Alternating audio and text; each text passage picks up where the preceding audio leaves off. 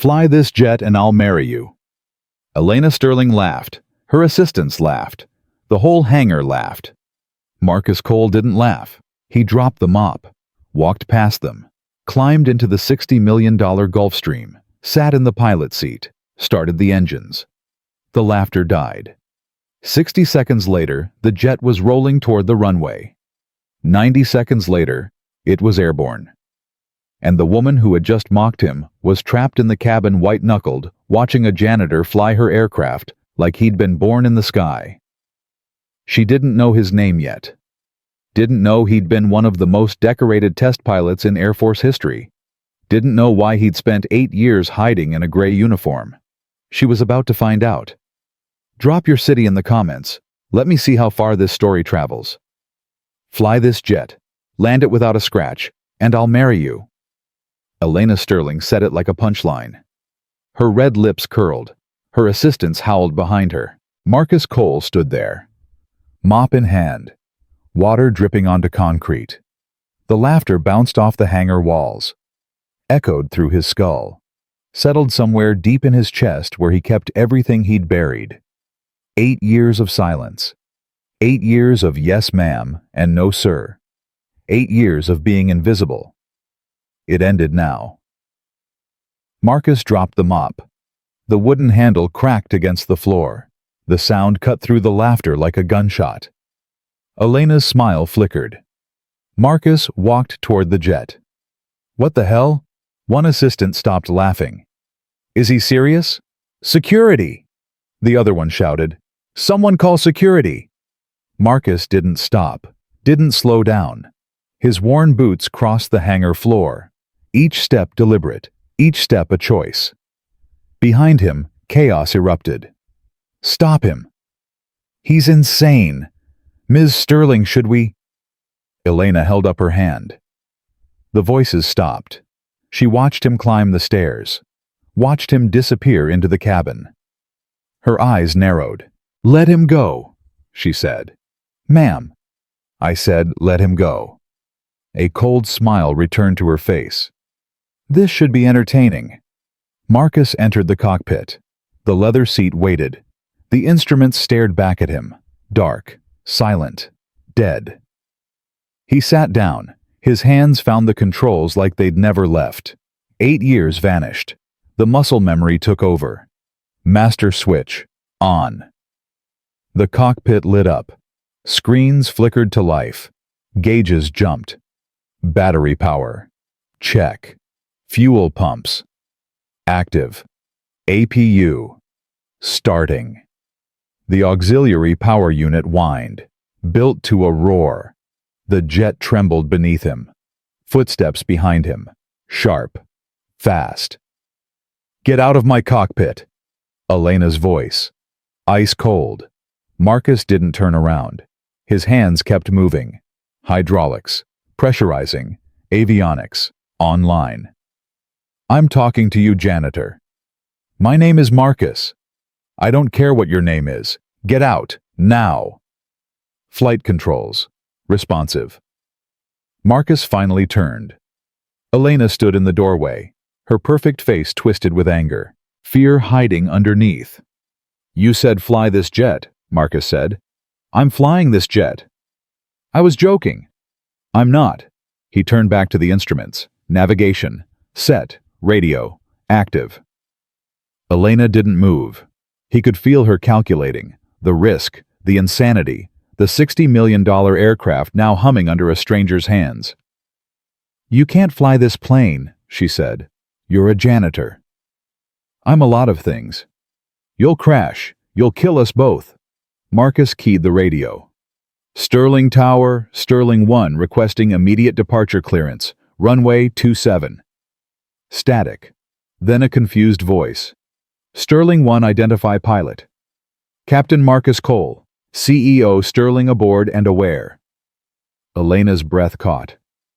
Captain. The tower hesitated. Sterling 1 hold for tower. Elena's voice cut in.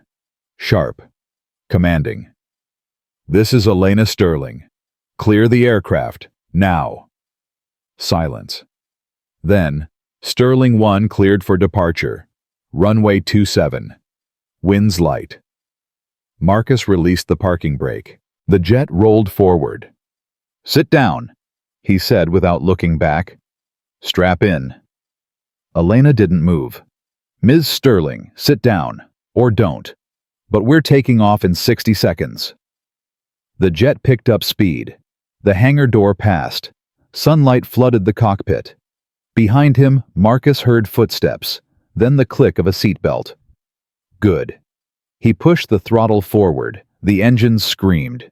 G-force pressed Marcus into his seat. The runway blurred. White lines became streaks. The airspeed indicator climbed. 80 knots, 100, 101. Marcus pulled back on the yoke. The nose lifted. The rumble of wheels stopped. The ground fell away. And then, silence. Not real silence. The engines still roared. The instruments still hummed. But inside Marcus's chest, something went quiet. The noise he'd carried for 8 years. The weight. The guilt. The voice that told him he didn't deserve to be here. Gone. For the first time in 8 years, Marcus Cole was exactly where he belonged. Los Angeles shrank below them. Buildings became toys. Highways became threads. The ocean stretched toward the horizon. Marcus leveled off at 5,000 feet. Trimmed the aircraft, checked the gauges. Everything perfect. Behind him, Elena's voice came through. Shaky. Controlled. "Where did you learn to do that?" Marcus didn't answer. "I asked you a question." "Air Force. Air Force." She repeated it slowly. "Air Force doesn't teach janitors to fly Gulfstreams." "No, ma'am. It doesn't." Silence. Marcus felt her stand. Heard her move toward the cockpit. She appeared in the doorway. Her face was pale. Her hands gripped the frame. "Who are you?" she asked. Marcus kept his eyes on the horizon. "You already know my name." "I know your name. I don't know who you are." "Does it matter?" "You just hijacked my aircraft. Yes, it matters." Marcus almost smiled. Almost. "I didn't hijack anything. You gave me permission. I was mocking you." "And I called your bluff." Elena's jaw tightened. She moved to the co-pilot seat, sat down hard. The leather creaked under her. "Start talking," she said. Now, Marcus programmed the autopilot. San Francisco, 90 minutes. The jet adjusted course. Smooth, obedient. 12 years, he said finally. Air Force Test Pilot School, Edwards. Then classified programs. Experimental aircraft, stuff that doesn't officially exist. Elena stared at him. "You're lying." "I'm not." Test pilots don't become janitors. This one did. Why? Marcus watched a cloud drift past. White against blue. Peaceful. "Why do you care?" he asked. "Because I'm sitting in an aircraft with a stranger who claims to be a military pilot, but spends his days mopping my floors. Either you're insane or there's a story." "Which is it?" Marcus turned to look at her. Under the makeup, under the expensive suit, under the armor she wore like a second skin, he saw something. Fear. Not of the flight. Something older. Deeper. She was broken too. She just hid it better. "There's a story," he said. "Tell me." "No." Her eyes flashed. "Excuse me." "You don't get my story because you demanded it. That's not how it works. I'm the CEO of... I know who you are. Everyone knows who you are. But up here," Marcus gestured to the sky. "Up here, titles don't matter. Money doesn't matter. The only thing that matters is whether I can get this aircraft safely on the ground. Can you... watch me?" They flew in silence for 30 minutes. Elena stared out the window. Marcus monitored the instruments. The tension slowly drained from the cockpit. Finally, she spoke. "My father was a pilot." Marcus glanced at her. "Commercial. Flew for 30 years. I grew up watching planes, loving planes." She paused. hating planes. Why hating? Because every time he left, I thought he wouldn't come back. But he did. Every time. For 30 years. Her voice dropped. Then he retired. 6 months later, heart attack. Dead before the ambulance arrived. Marcus said nothing. Ironic, right? Elena laughed bitterly. Thousands of flights, never a scratch. Then his own heart betrayed him. I'm sorry. Don't be. It was 5 years ago. Grief doesn't have an expiration date. Elena turned to him. Something shifted in her eyes. You sound like you know. Marcus's hands tightened on the yoke. I do. She waited. He could feel the question hanging, but she didn't ask, didn't push. Smart woman. The California coastline appeared. San Francisco Bay sparkled in the afternoon sun. Marcus contacted the tower, received clearance, began the descent. Elena watched him work. Every switch, every adjustment, every calculation. You're good, she said quietly. I was good. A long time ago. What happened? Marcus reduced the throttle, deployed the flaps. Life happened. That's not an answer. It's the only one you're getting today. The runway materialized ahead, long, gray, waiting. Marcus aligned the approach, checked airspeed, monitored altitude. Brace for landing, he said. The ground rose up, closer, closer. Marcus held the yoke steady, felt the wind, read the air. The wheels touched, soft, gentle, like a whisper. The jet rolled down the runway. No bounce, no wobble, no vibration. Perfect. Marcus applied the brakes. The aircraft slowed, stopped. Silence. Then Elena exhaled, long and shaky. That was... She couldn't finish. Yeah. He shut down the engines. One by one, the systems went dark. The hum faded. Marcus sat there, hands on the yoke, heart pounding. He'd done it. The cabin door opened. Stairs deployed. Sunlight poured in. Elena stood, paused at the cockpit entrance. Come with me, she said. Why? Because I have a meeting, and you're going to stand there while I explain to a very confused client why my janitor just landed my jet like a damn fighter pilot. Marcus unbuckled, stood slowly. His legs felt strange. I'm not dressed for a meeting. I don't care. They descended the stairs together. Ground crew surrounded the aircraft, everyone staring. A man in an expensive suit approached. Gray hair, sharp eyes. Elena. He shook her hand. That was quite an entrance. Who's your pilot? Elena turned, looked at Marcus. Something had changed in her expression. This is Captain Marcus Cole, she said. Former Air Force, Test Pilot Division. Captain. The title hit Marcus like a punch. The man extended his hand. Marcus shook it. Impressive landing, Captain. Haven't seen anything like that since my Navy days. Thank you, sir. Where did Sterling Aerospace find you? Elena answered before Marcus could speak. He found us. The meeting took 3 hours. Marcus waited outside, drank bad coffee, watched planes take off and land. Each one felt like a conversation, a question he didn't know how to answer. His phone buzzed, a text from Mrs. Chen. Ethan asking when you'll be home. Marcus typed back, late. Emergency at work. Kiss him goodnight for me. A pause.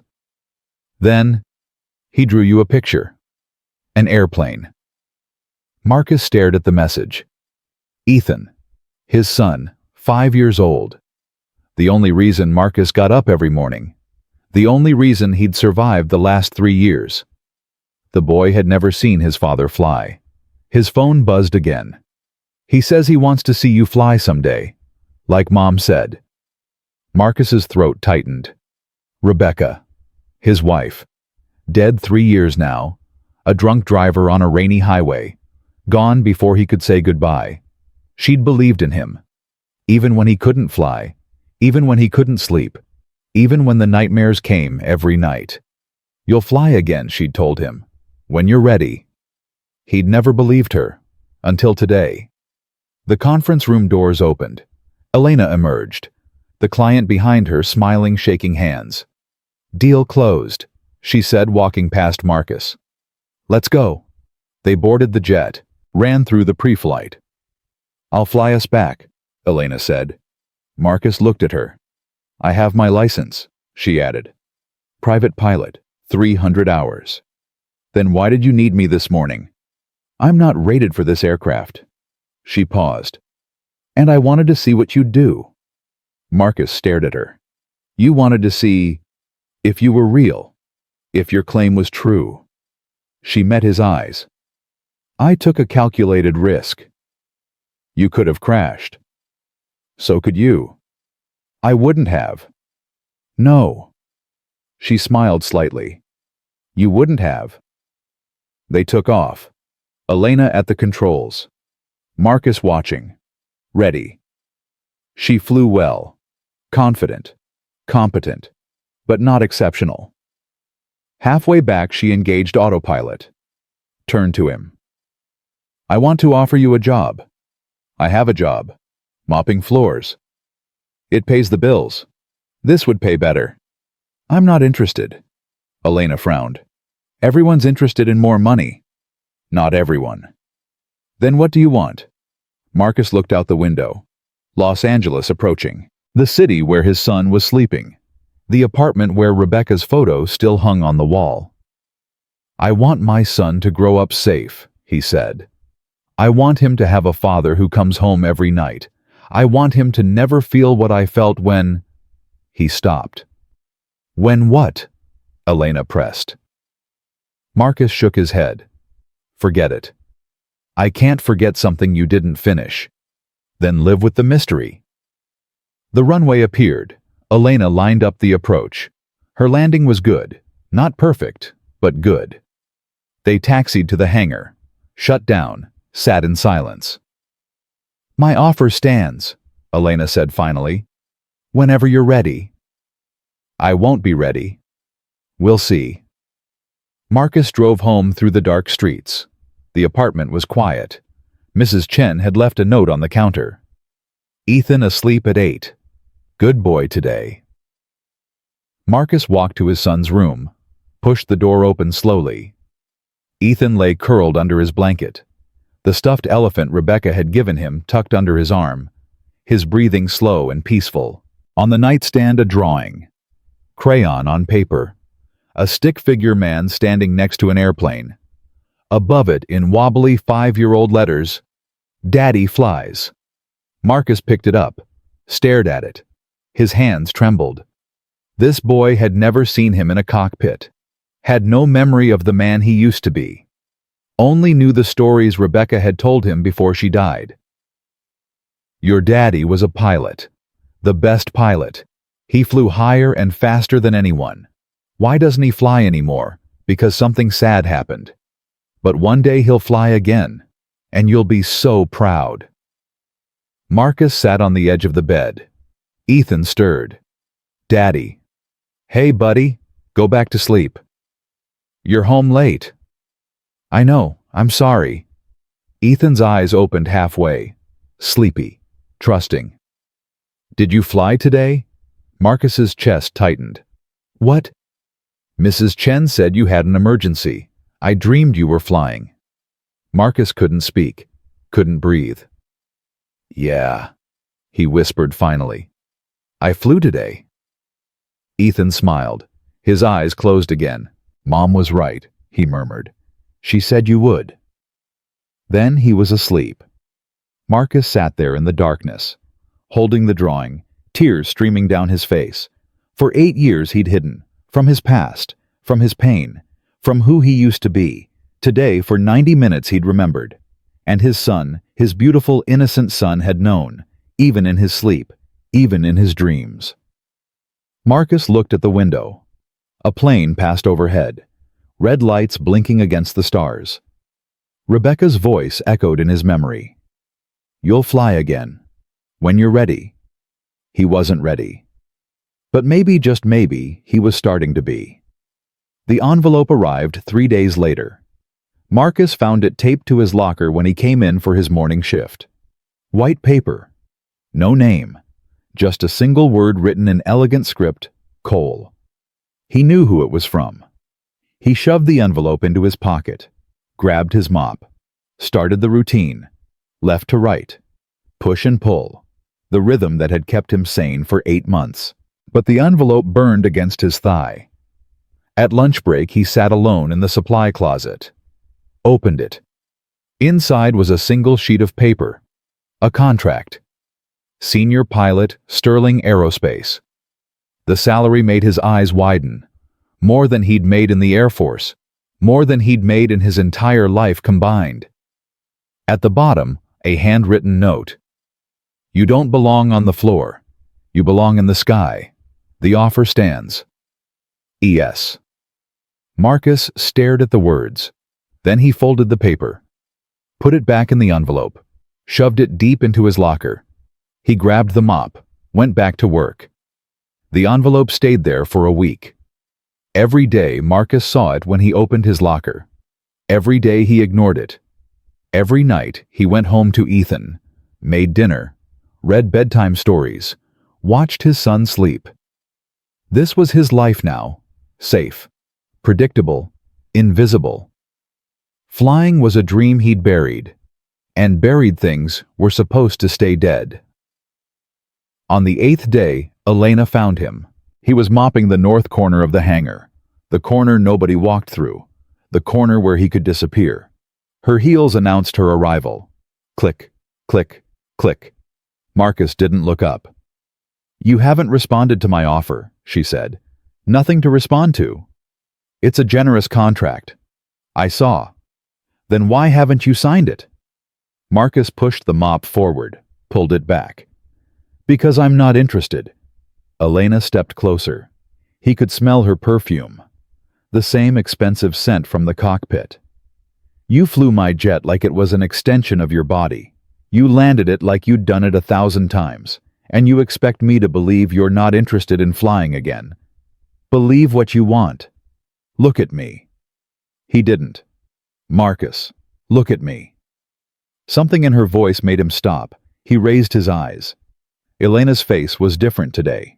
No mockery, no armor, just something raw underneath. I've been running this company for 3 years, she said. I've met hundreds of pilots, military, commercial, private. None of them fly like you. You saw one flight. One flight was enough. Marcus gripped the mop handle. I have a son. I know. He needs me. Here, on the ground, not 30,000 feet in the air where anything can go wrong. Anything can go wrong anywhere. You could get hit by a car walking to work. You could have a heart attack in your sleep. You could... My wife got hit by a car. Elena stopped. Drunk driver, Marcus said, his voice flat. 3 years ago, she was driving home from work.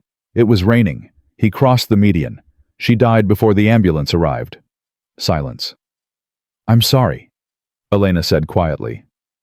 I didn't know. Now you do. He went back to mopping. Elena didn't leave. My father flew for 30 years, she said. My mother spent every single day terrified. Every takeoff, every landing, every minute he was in the air. Smart woman. She was miserable.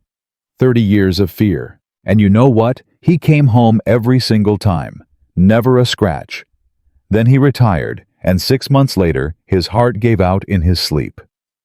Marcus stopped mopping. The point is, Elena continued, we can't control when we lose people.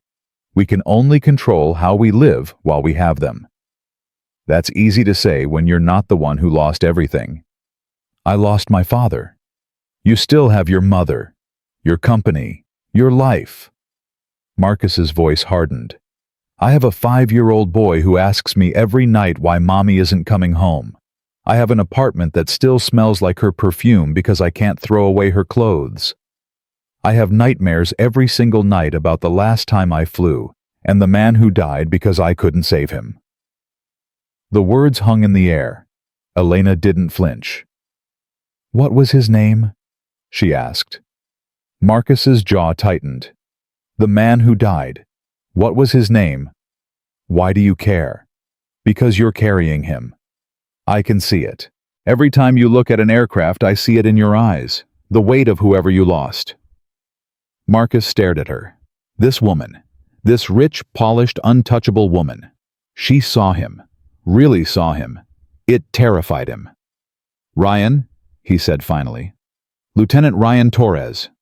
Tell me about him." "No. Marcus." "I said no." He threw the mop against the wall. It clattered to the floor. "You don't get to walk in here with your contract and your money and your pretty words and expect me to just open up. You don't know me. You don't know what I've been through. You don't know what it cost me to walk away from flying, and you sure as hell don't know what it would cost me to go back." His chest heaved. His hands shook. Elena stood there, calm, unmoved. "You're right," she said. "I don't know, but I'd like to." "Why?" "Because I think you're worth knowing." Marcus laughed, bitter, broken. "I'm a janitor. You're a pilot who's hiding as a janitor. There's a difference." She reached into her pocket, pulled out a card, set it on a nearby crate. "When you're ready to talk," she said, "call me." She walked away. Her heels echoed across the hangar until they faded to nothing. Marcus stood there, breathing hard, the mop on the floor, the card on the crate. He picked up the mop. He left the card. 3 more days passed.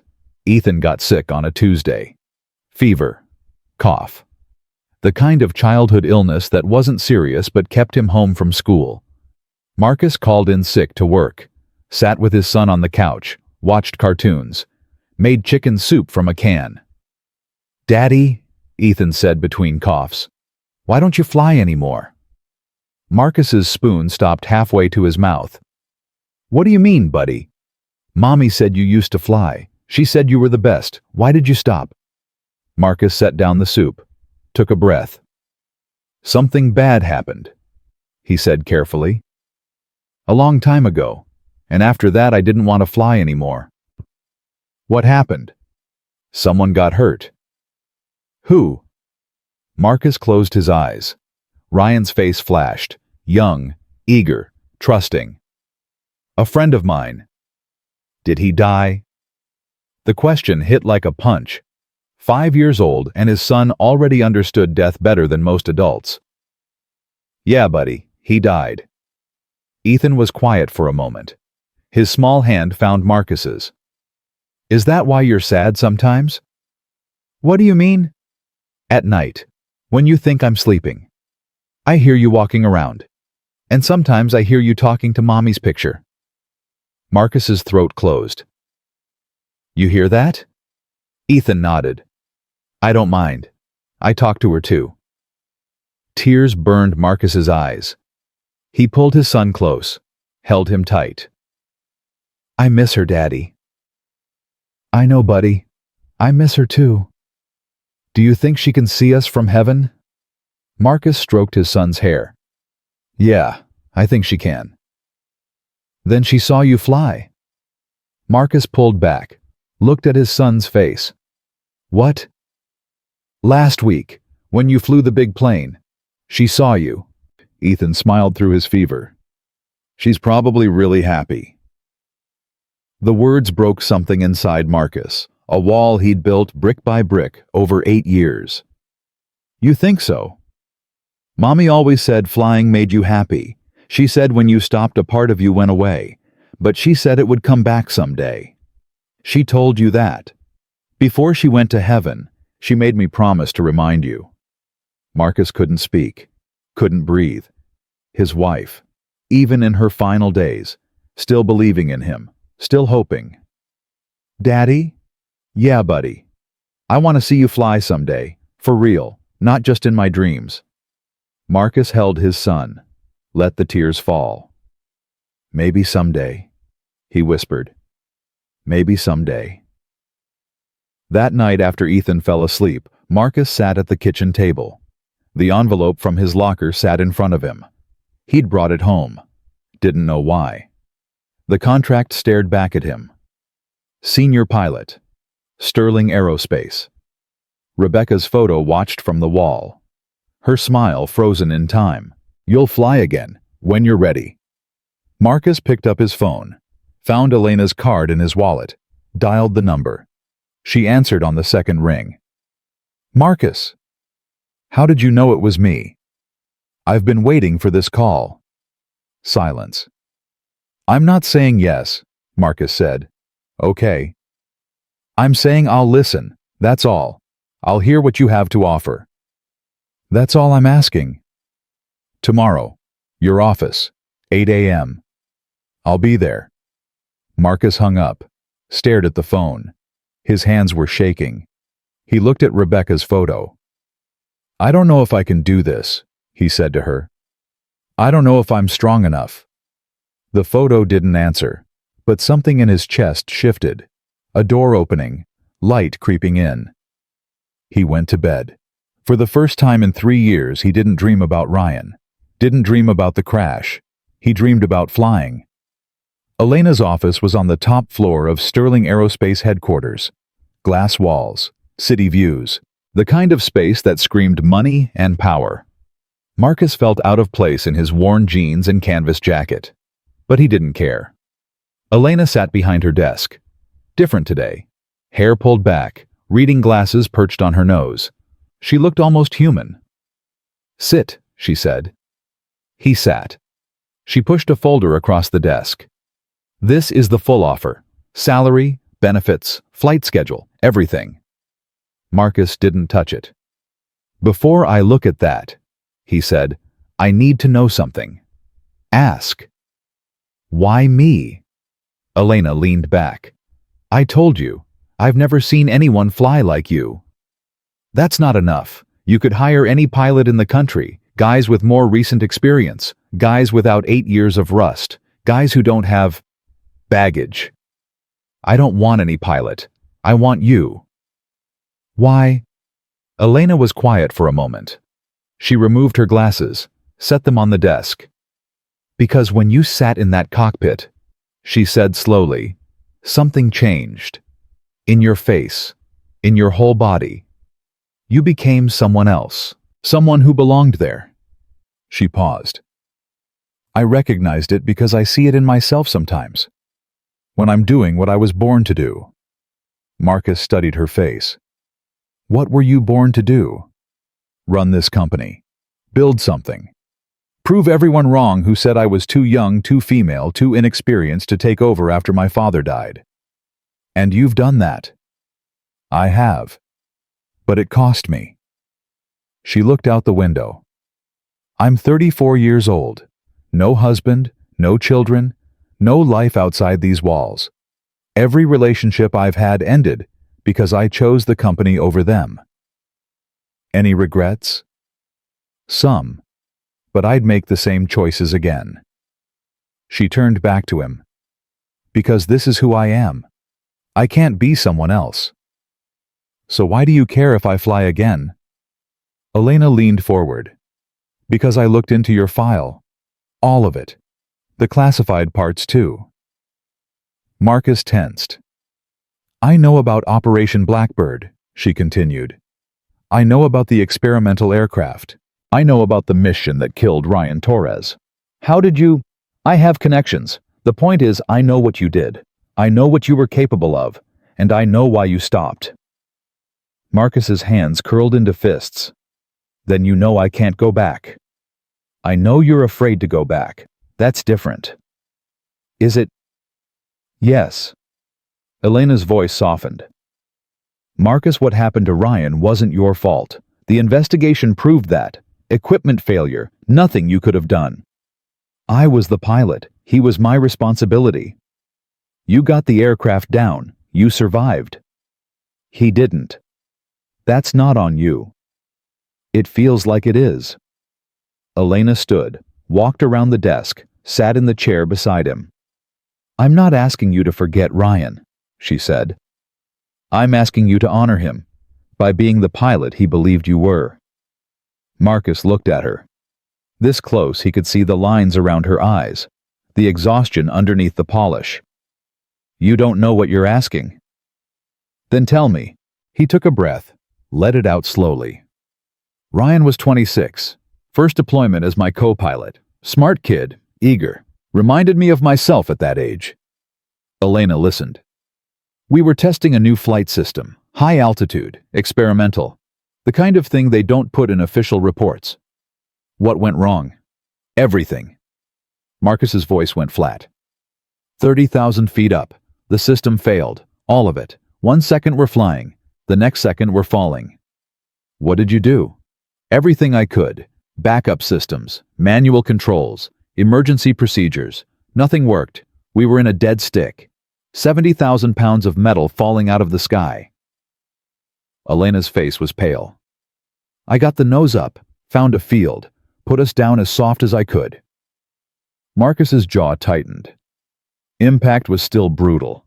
The cockpit crumpled. I walked away with a broken arm and 3 cracked ribs. "And Ryan?" "He was alive when we hit. I heard him breathing. Tried to get him out. The fuselage was crutched around him. I couldn't—" Marcus's voice broke. "I couldn't get to him. I sat there holding his hand through a gap in the metal while he bled out." Silence. "He kept asking me if we made it, if we were safe. I told him yes. I lied to him for 15 minutes until he stopped breathing." Tears ran down Marcus's face. He didn't wipe them away. "The rescue team found me still holding his hand. They had to sedate me to get me away from the aircraft." Elena's eyes glistened. "After that," Marcus continued, "I couldn't get in a cockpit.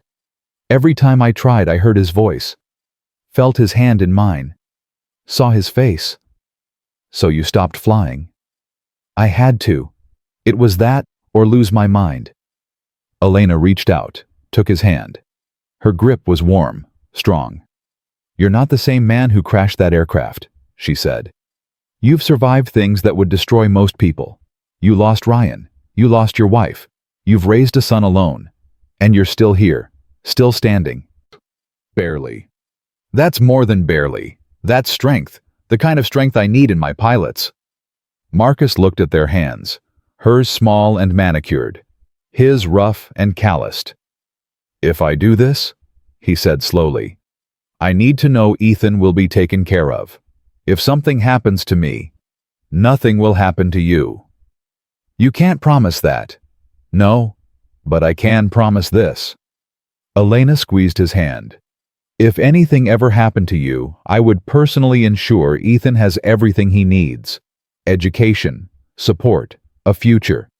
That's not just a promise. I'll put it in writing." Marcus stared at her. "Why would you do that for someone you barely know?" "Because I know enough. And because—" She hesitated. "Because I haven't believed in anyone like this in a very long time. It feels good. I don't want to lose it." Something shifted between them. A wall coming down. A door opening. Marcus pulled his hand back. Not roughly, just carefully.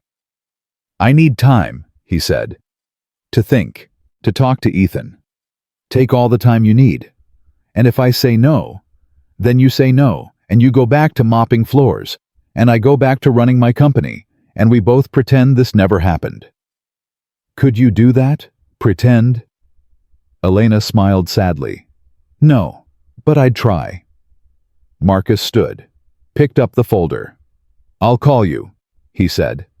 "I know you will." He walked to the door, stopped, turned back. "Elena?" "Yes." "Thank you for seeing me when no one else did." She nodded, something soft in her eyes. "Thank you for letting me." Marcus left. The folder sat on his kitchen table for 3 days.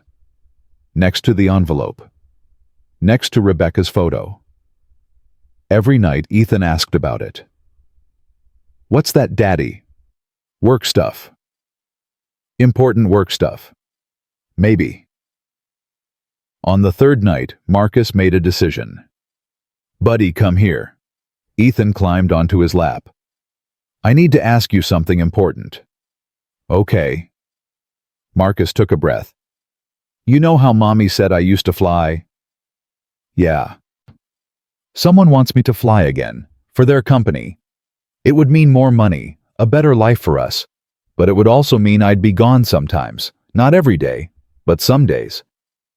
Ethan's face was serious. Would you be flying big planes? Yes. Would you be happy? The question stopped Marcus cold. What do you mean? You're always sad, Daddy, even when you smile. I can tell. Ethan touched his father's face. If flying makes you not sad, then I think you should do it. But I'd be away sometimes. You'd be with Mrs. Chen more. I like Mrs. Chen. I know, but... Daddy. Ethan's small hands held Marcus's cheeks. Mommy told me something before she went to heaven. What did she tell you? She said you have wings, inside you, and one day you'd use them again. She said when that day came I should be brave, and I should let you fly. Marcus's heart shattered. She said that... She made me promise, so I'm keeping my promise. Ethan smiled. Fly, Daddy. I'll be brave. Marcus pulled his son into his arms, held him so tight. I love you, he whispered, more than anything in this world. I love you too. Now call the lady and tell her yes. Marcus laughed through his tears. How do you know there's a lady? You talk different when you talk about her. Your voice gets softer. 5 years old, and his son saw everything. Marcus picked up his phone, dialed Elena's number. She answered immediately. Marcus? I'm in. Silence. Then a breath of relief. You're sure? My son told me to call. He said I should fly. Marcus looked at Ethan, who was grinning. He's pretty smart. He sounds like it. There's one condition. Name it. Ethan comes to the hangar. Whenever he wants, he sees everything. The planes, the training, all of it. Done. And Elena? Yes. I'm going to need time to get certified again, to shake off the rust, to deal with everything. You'll have all the time you need. We'll do this right. Marcus exhaled. Okay then. Okay then. He hung up. Ethan jumped off his lap, did a little dance. You're gonna fly. You're gonna fly. Marcus watched his son. This small, brave, beautiful boy who had lost his mother and still found reasons to dance. Rebecca had been right. It was time to use his wings again. Training started the following Monday. Elena had arranged everything. Simulator time, medical clearance, certification courses, a private instructor who specialized in pilots returning after long breaks. Marcus arrived at the hangar at 6 a.m. The instructor was waiting. Captain Cole. A handshake. Firm. Professional. I'm Frank Morrison. 20 years military. 10 years private instruction. I've brought back pilots who haven't flown in longer than you. Good to meet you. Let's get one thing straight. Frank's eyes were hard. I don't care who you were. I don't care what medals you have. In my simulator, you're a student. You do what I say when I say it. Clear. Clear. Good. Let's see what you remember. The simulator was a perfect replica of the Gulfstream cockpit. Same instruments, same controls, same feel. Marcus sat down. The leather was familiar now. The instruments waited. Standard takeoff, Frank said through the headset. Show me your basics. Marcus ran through the procedures. Master switch, systems check, engine start. His hands moved automatically. The rust was there, but underneath it, the skill remained. He executed the takeoff. Smooth, clean. Not bad, Frank admitted. Now let's see how you handle pressure. The scenarios came fast. Engine failures, electrical problems, hydraulic loss, each one designed to test reactions, judgment, skill. Marcus handled them, one by one, his confidence growing with each success. Then Frank threw the curveball.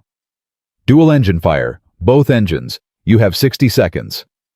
The alarm screamed. Red lights flooded the cockpit. Marcus's hands moved. Shut down engines. Fire suppression. Emergency procedures. But something was wrong. The controls weren't responding. The aircraft was falling. The altimeter spinning. And suddenly Marcus wasn't in the simulator. He was back in that cockpit. 8 years ago. Ryan beside him. Alarms screaming. The same alarms. Marcus, what do we do? Ryan's voice. Panicked. Young. Trusting. Marcus? Frank's voice now, cutting through. Marcus blinked. His hands were frozen on the yoke. The simulator was still falling. Pull up, Marcus, pull up. He couldn't move, couldn't breathe. Ryan's face filled his vision. The blood, the crushed metal, the hand going limp in his. Simulation terminated. The screens went dark. The alarm stopped. Marcus sat there, chest heaving, sweat soaking his shirt. Frank appeared at the door. What the hell was that? I froze. I saw that. Why? Marcus couldn't answer. His hands were shaking too hard. Frank's expression shifted. The hardness faded. Ah, he said quietly. It's not rust, is it? It's something else. Marcus stared at the dead instruments. 8 years ago. Dual engine failure. I lost my co-pilot. Frank was silent for a long moment. Same scenario. Same scenario. Frank sat in the co-pilot seat. The simulator was dark, quiet. I lost someone too, he said. Desert Storm. My wingman. Sam took him out right beside me. Close enough I could see his face through the canopy. Marcus looked at him. For 5 years after I couldn't fly combat, every time I saw another aircraft I saw him. Burning. How did you get past it? I didn't. Frank's voice was honest. I just learned to fly with it. The ghost doesn't go away. You just make room for it. Let it ride along. Stop fighting it. I don't know if I can do that. You don't know until you try. Frank stood. Same time tomorrow. We'll run it again. What if I freeze again? Then we'll run it again. And again. And again. Until you don't. Frank paused at the door. You're not the first pilot to carry a ghost coal. You won't be the last. The question is whether you're going to let it keep you grounded forever. He left. Marcus sat in the dark simulator. Ryan's face lingered at the edge of his vision. I'm sorry, he whispered. I'm so sorry. The ghost didn't answer. But somehow, in the silence, Marcus felt something shift. Not forgiveness. Not yet. But the beginning of something. The first step back toward the sky. The next morning came too fast. Marcus hadn't slept. Every time he closed his eyes, he saw Ryan's face, heard the alarms, felt the aircraft falling. He stood in front of his bathroom mirror at 5 a.m. The man staring back looked older than his 42 years, gray in his hair, lines around his eyes, the face of someone who had survived things that should have killed him. You can do this, he told his reflection. The reflection didn't look convinced. Ethan was still asleep when Marcus left. He stood in his son's doorway for a long moment, watching the small chest rise and fall. The stuffed elephant tucked under one arm. I'll make you proud, Marcus whispered. I promise. He drove to the hangar in silence. No radio, no music. Just the sound of his own breathing and the voice in his head that kept saying he wasn't ready. Frank was waiting in the simulator bay. You look like hell, Frank said. Didn't sleep. Good. Neither did I. Spent all night thinking about how to fix what's broken in you. And I realized I can't fix it. Only you can. Frank handed him a coffee. Black.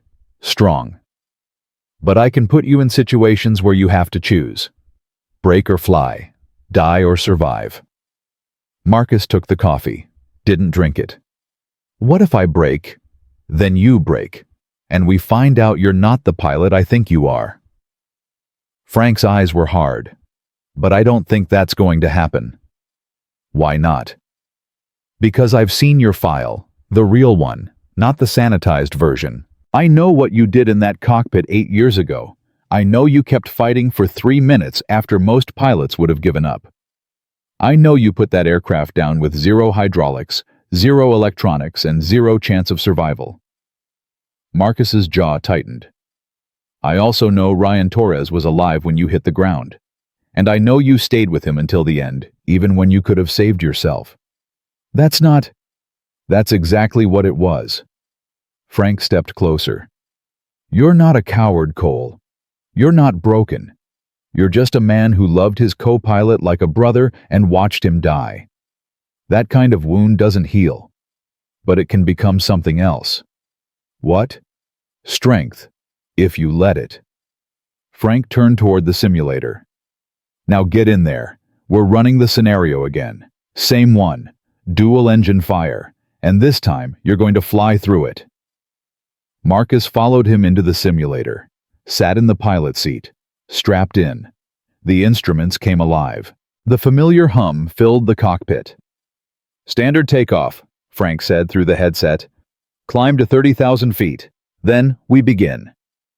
Marcus executed the takeoff, his hands steadier than yesterday, the rust continuing to shake loose. The altitude climbed. 20,000, 25, 30. Okay, Frank said. Here we go. The alarms hit like a wall of sound. Dual engine fire, both engines, the same scenario, the same nightmare. Marcus's hands moved. Shut down engine 1. Fire suppression. Shut down engine 2. Fire suppression. The aircraft was falling. No thrust, just gravity and physics. His heart pounded. His vision narrowed. Ryan's voice echoed. Marcus, what do we do? Not real. A memory. A ghost. Stay with me, Cole. Frank's voice cut through. You're in control. What's your altitude? Marcus blinked. Checked the instruments. 28,000. Descending. Rate of descent. 4,000 feet per minute. How long until impact? Marcus calculated, his brain working automatically. 7 minutes. 7 minutes to find a place to land. What are your options? Marcus scanned the navigation display. Terrain below. Mountains. Desert. One flat area to the northwest. Dry lake bed. 15 miles. Heading 320. Then fly there. Marcus banked the aircraft.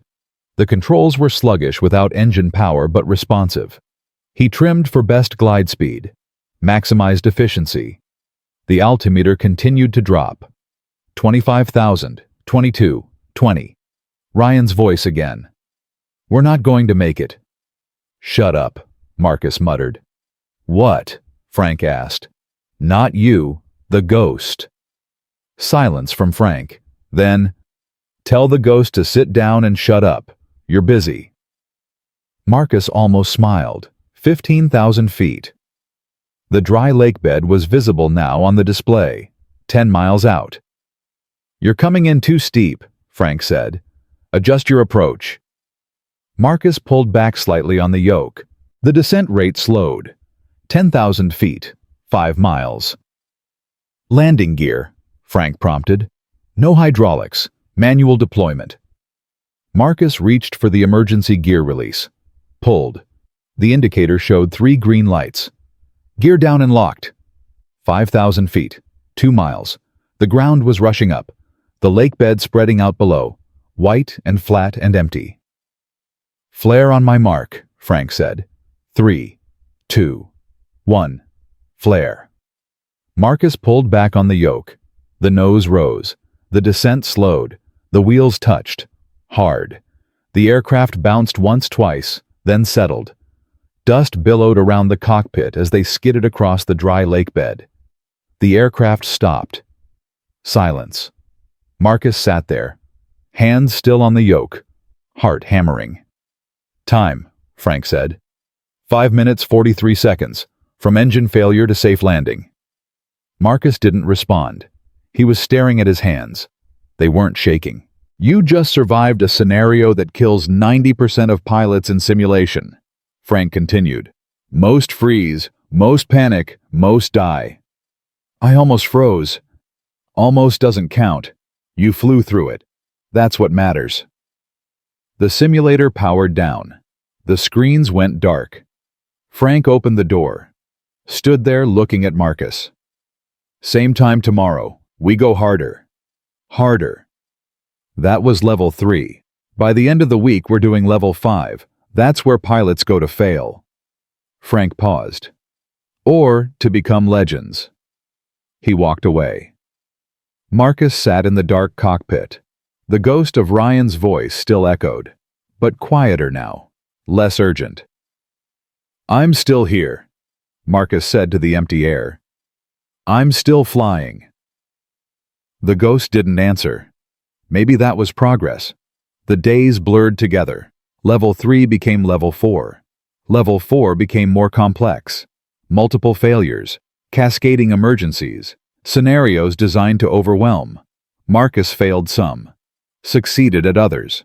Each failure taught him something. Each success built his confidence. Elena visited the training facility twice. She didn't interfere, just watched from the observation room. Sometimes she'd nod at him through the glass. Sometimes she'd just stand there, arms crossed, face unreadable. After one particularly brutal session, she caught him in the hallway. "How are you holding up?" "I'm alive." "That's not what I asked." Marcus leaned against the wall, exhausted. "I'm starting to remember why I loved this. The flying, the challenge, the focus. When I'm in that cockpit, everything else disappears. The grief, the guilt, all of it. There's just the aircraft and the sky and the problem to solve." Elena nodded slowly. "That's how I feel when I'm closing a deal. The world shrinks down to just that moment. Nothing else matters." "Must be nice." "It is. Until you realize you've traded everything else for it." She looked away. "I'm 34 years old. I've built an empire, but some days I look around and realize I'm completely alone." "You have employees, staff, people who depend on you." "That's not the same as having someone who cares about you. Not your money, not your power, just you." Marcus studied her face, the vulnerability she usually kept hidden. "Why are you telling me this?" "I don't know." She laughed softly. "Maybe because you're the first person in years who looks at me like I'm human. Not a boss, not a bank account. Just, Elena. You are human. Sometimes I forget." They stood there in the hallway, the silence comfortable. Something unspoken passing between them. "I should get back to training," Marcus said. "Of course." He started to walk away, stopped, turned back. "Elena." "Yes. Thank you for not giving up on me." She smiled, soft, real. "Don't thank me yet. You haven't passed level 5. "I will." "I know." He walked away. Her eyes followed him until he disappeared around the corner. The final test was scheduled for Friday. Level 5. The hardest scenario in the program. Multiple catastrophic failures. Zero margin for error. The scenario that washed out more pilots than any other. Marcus arrived at the hangar at 5 a.m. Ethan had wanted to come, but Marcus had said no. Not yet. Not until he knew he could do this. "If I pass," he'd told his son at breakfast, "you can come next time. Watch me fly for real." "You'll pass." Ethan had said it with absolute certainty. The faith of a child, unshakable. "How do you know?" "Because Mommy told me you would." Marcus had hugged him tight, held on longer than usual. Now he stood in the simulator bay, Frank waiting, Elena in the observation room above. "You ready?" Frank asked. "No." "Good answer." Pilots who think they're ready for level 5 are the ones who fail. The ones who know they're not ready, they're the ones who survive. Marcus climbed into the simulator, strapped in, the familiar weight of the harness, the familiar smell of electronics and leather. The instruments came alive. "This is it," Frank said through the headset. "Everything you've trained for, everything you've survived, it all comes down to the next 20 minutes. What's the scenario? You don't get to know. Real emergencies don't come with warnings." Marcus nodded, gripped the yoke. "Whenever you're ready." He executed the takeoff. Clean, smooth. The aircraft climbed into the simulated sky. For 5 minutes, nothing happened. Marcus flew, checked instruments, maintained altitude, waited. Then everything went wrong at once. Engine fire warning. Left engine. Before Marcus could respond, hydraulic failure. System A. Then electrical fault. Half the instruments went dark. Then pressurization warning. Cabin altitude climbing. 4 emergencies. Simultaneous. Cascading. Marcus's hands flew across the panel. Left engine shutdown. Fire suppression. Hydraulic backup to System B. Emergency electrical bus. Oxygen masks. Emergency descent. The aircraft was falling. Not as fast as the dual-engine scenario, but falling. One engine. Partial hydraulics. Partial electronics. Altitude 15,000 and descending, Marcus reported. His voice calm, controlled. "Nearest suitable airport?" Frank asked. Marcus checked the nav display. Half the screen was dark, but enough remained. "Regional airport, 20 miles, heading 090. "Can you make it?" "I don't know." "Then find out." Marcus calculated. Distance, descent rate, glide performance on one engine with partial controls. "It's going to be close." "Close doesn't count. Either you make it or you don't." Marcus pushed the remaining engine to maximum continuous thrust, adjusted the pitch for optimal climb angle. The descent slowed, stopped, started climbing again barely, 10,000 feet, 15 miles to the airport. Then the second engine coughed. Fuel contamination warning. The remaining engine was failing. Marcus's heart stopped. This wasn't level 5. This was impossible. "Frank, fly the aircraft coal." The engine sputtered, lost power, regained it, lost it again. Marcus had minutes, maybe less. Ryan's voice exploded in his head. "We're going to die! We're going to die! Marcus, we're going to die!" Not real. A ghost. A memory. But so loud, so clear. Marcus's hands started to shake. The engine failed completely. Second engine gone. Both engines dead. The aircraft was gliding now. No power. No options. 5,000 feet. 8 miles to the airport. He wasn't going to make it. "Marcus." A different voice. Not Frank. Not Ryan. Elena. Through the observation room speakers. "Marcus, listen to me." He couldn't respond. His hands were frozen. The aircraft was falling. "You're not in that cockpit 8 years ago. Ryan isn't beside you. You're here. In a simulator. And you're going to fly this aircraft down." "I can't." "Yes, you can. You've done it before. You'll do it again." "The engines."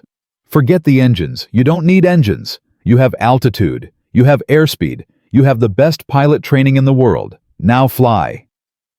Marcus blinked. The ghost of Ryan's voice faded. Elena's voice remained, clear, strong, believing in him. He looked at the instruments. Really looked. 3,000 feet. 5 miles. Runway in sight. It was possible. Barely, but possible. His hands moved. Lower the nose. Trade altitude for airspeed. Bank toward the runway. Adjust the approach angle. Deploy emergency gear. 3 green lights. Flaps. Partial deployment all the hydraulics could manage. 2,000 feet. 2 miles. 1,000 feet. 1 mile. The runway filled the windscreen. He was coming in fast. Too fast. But slowing down would mean falling short. "You're high," Frank warned. "And fast." "I know." "You're going to overshoot." "No, I'm not." Marcus did something no training manual taught.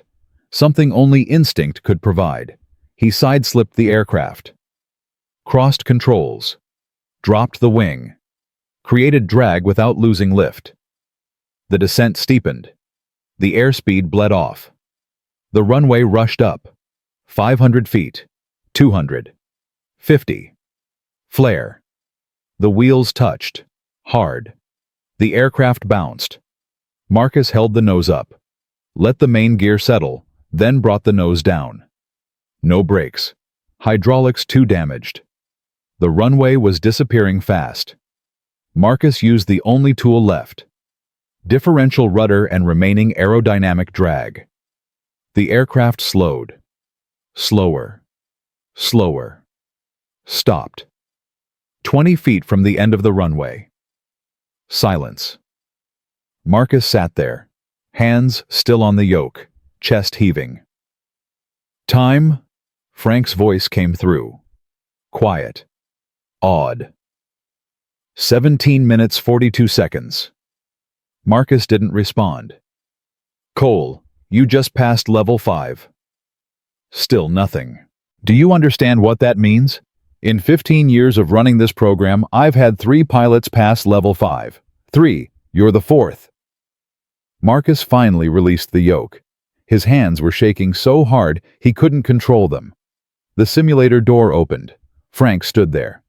"That side slip at the end, where did you learn that?" "I didn't learn it anywhere." "Then how?" "Ryan." Marcus's voice cracked. 8 years ago, when we were falling. I tried it then. It didn't work because we had no hydraulics at all, but I remembered. Frank was silent.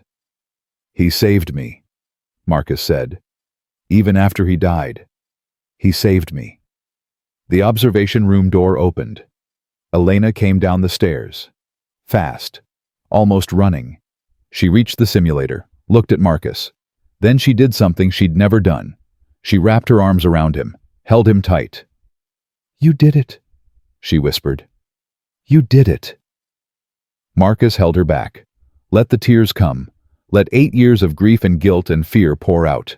"I didn't think I could." "I knew you could. I always knew." They stood there, holding each other, Frank watching from the doorway, saying nothing. Finally, Marcus pulled back, wiped his face. "I need to call my son." "Of course." He pulled out his phone, dialed Mrs. Chen. "Marcus, is everything okay?" "Everything's fine. Can you put Ethan on?" A pause, then his son's voice. "Daddy!" "Hey buddy, guess what?" "What?" "I passed. The big test. I passed." Silence. Then a shriek so loud, Marcus had to hold the phone away from his ear. "You did it! Daddy did it!"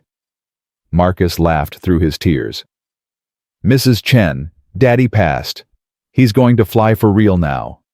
"That's wonderful, dear." "Daddy, can I come see? Please, please, please." "Tomorrow, buddy, I promise. Tomorrow you'll see everything." "I love you, Daddy. I love you too, Ethan. More than anything." He hung up, looked at Elena. "Thank you," he said, "for what you said. In there. When I was freezing." "I just told you the truth." "No. You did more than that. You brought me back." Elena's eyes glistened. "Someone had to." Frank cleared his throat. "Hate to interrupt, but there's paperwork. Certification documents, official stuff." "Can it wait?" Elena asked. "Protocol says it can wait."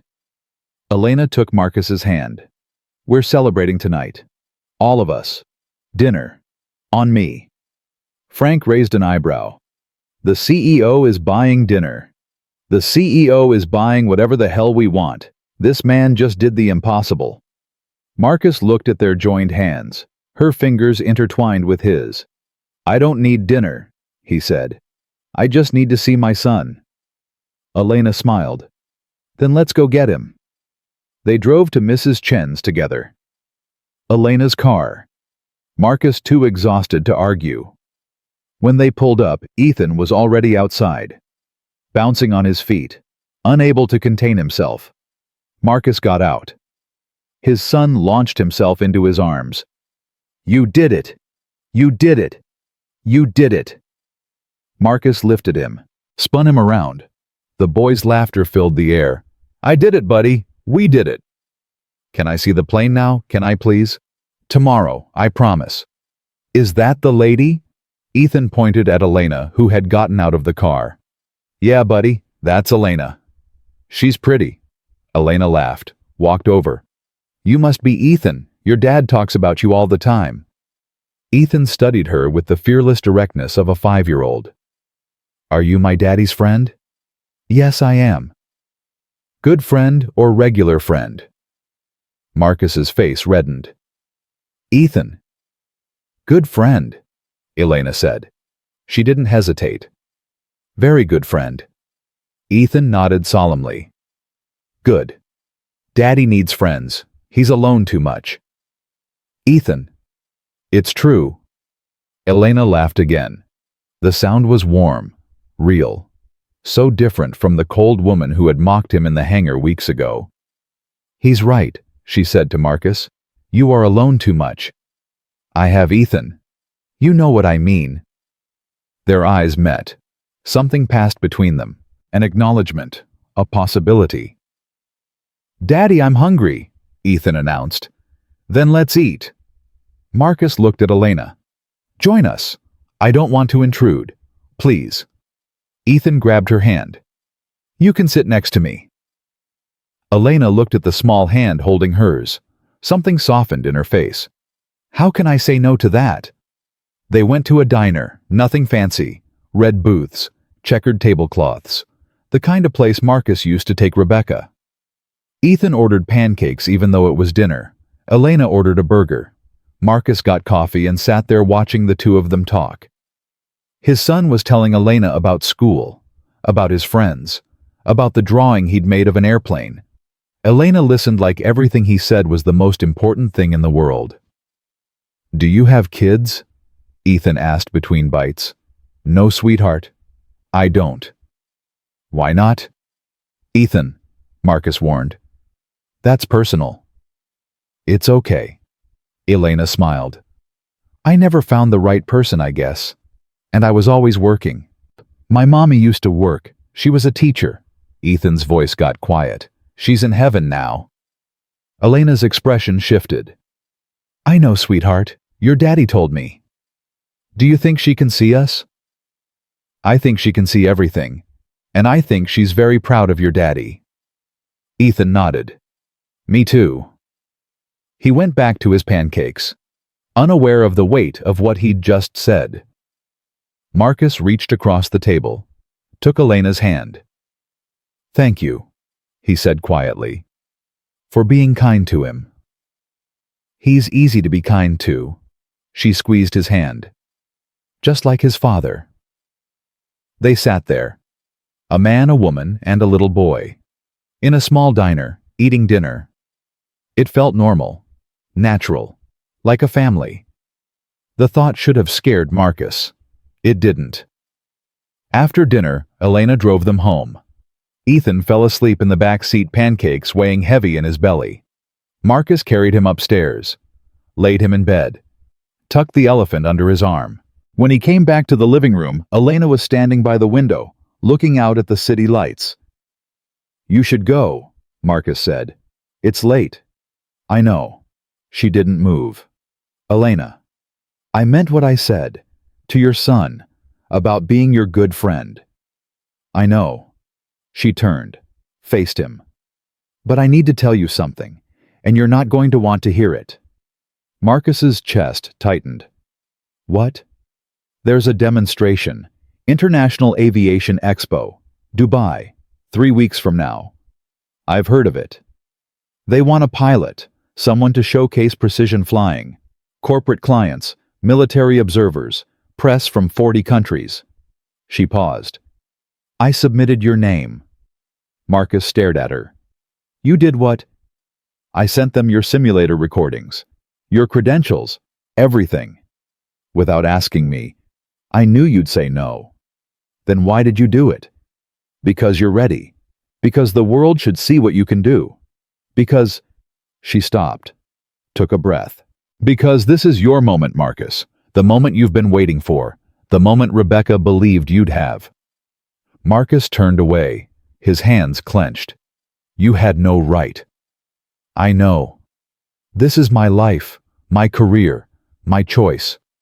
I know. And you just... I took a chance, like you did when you climbed into my jet. Elena's voice was steady. Sometimes people need someone else to believe in them before they can believe in themselves. Marcus spun back. This is different. That's global. That's millions of people watching. If I fail, you won't fail. You don't know that. Yes, I do. She walked toward him, stopped close, too close. I've watched you for weeks, watched you fight through every fear, every memory, every ghost. I've seen you fail and get back up. I've seen you do the impossible. Elena. And I've seen something else, something that scares me. What? I've started to care about you, more than I should, more than I planned. Her voice dropped. I'm not good at this, Marcus. Feelings, vulnerability. I've spent my whole life being strong, being cold, being untouchable. Marcus's heart was pounding. But with you, she continued, I don't want to be any of those things. I just want to be Elena, the woman who believes in a pilot who mops floors, the woman who wants to see him fly. She was so close now, close enough to touch. I submitted your name because I believe in you. If that was wrong, I'm sorry, but I'm not sorry for believing. Marcus looked at her. This woman who had started as his enemy, his tormentor, the punchline to her own cruel joke. Now she was something else. I'm terrified, he admitted. Dubai, the expo, all of it. I know. I don't know if I can do it. You can. How do you know? She reached up, touched his face, her palm warm against his cheek. Because you're the bravest man I've ever met. You just don't know it yet. Marcus closed his eyes, leaned into her touch. Rebecca used to say something. She said being brave doesn't mean you're not scared. It means you do it anyway. Smart woman. She was. He opened his eyes, looked at Elena. I'll do it. The expo. Dubai. Elena's face lit up. You will? On one condition. Name it. Ethan comes with me. He watches. He sees everything. Done. And one more thing. Anything. Marcus pulled her close, his hands on her waist, her breath catching. When I land that plane, when I walk off that runway, I want you to be there. Elena smiled, tears glistening. I wouldn't be anywhere else. He kissed her, soft at first, tentative, then deeper. The kiss of two broken people finding something whole in each other. When they finally parted, both breathless, Elena laughed. Well, she said, I wasn't expecting that. Neither was I. Any regrets? Marcus looked at her. This woman who had changed everything. Not one. She kissed him again, gentle this time. I should go. You need rest. Training starts tomorrow. Tomorrow. 3 weeks, Marcus. Dubai. The world watching. We have a lot of work to do. She walked to the door, stopped, looked back. Get some sleep, Captain Cole. You're going to need it. Then she was gone. Marcus stood in the empty apartment, his lips still tingling, his heart still racing. On the wall, Rebecca's photo watched him. "I think I'm falling in love," he said to her. "Is that okay?" The photo didn't answer. But in the stillness, Marcus felt something, a warmth, an acceptance, a blessing. He went to bed, closed his eyes. For the first time in 8 years, the future didn't feel like a threat. It felt like a promise. 3 weeks felt like 3 days. Marcus trained harder than he'd ever trained in his life. 6 a.m. starts. Midnight finishes. Every maneuver perfected. Every scenario conquered. Every ghost confronted. Frank pushed him relentlessly. Again. "I just did it perfectly." "Do it again. Perfectly isn't good enough. You need flawless. Dubai doesn't forgive mistakes." Marcus did it again, and again, and again. Elena watched from the observation room. Sometimes she stayed for hours. Sometimes she brought coffee. Twice she brought Ethan, who sat beside her, face pressed to the glass, watching his father fly. "He's amazing," Ethan whispered during one session. "Yes," Elena agreed. "He is." "Are you going to marry him?" Elena nearly choked on her coffee. "What?" "My friend Tommy's mom got a new boyfriend and they got married. Is that what's happening?" That's..." Elena struggled. "It's complicated, sweetheart. Mommy always said love wasn't complicated. People just make it complicated." Elena looked at the 5-year-old boy, his mother's wisdom living on in his words. "Your mom was very smart." "I know." Ethan turned back to the glass. "I think she'd like you." The words hit Elena harder than she expected. She blinked back tears. "I hope so." That night, after Ethan was asleep, Elena told Marcus what his son had said. "He asked if we're getting married." "He did." Marcus laughed. Exhausted. Happy. "Kid doesn't miss anything." "He's like his father." "No. He's like his mother. She could see through anyone." Marcus paused. "She would have liked you." Ethan said the same thing.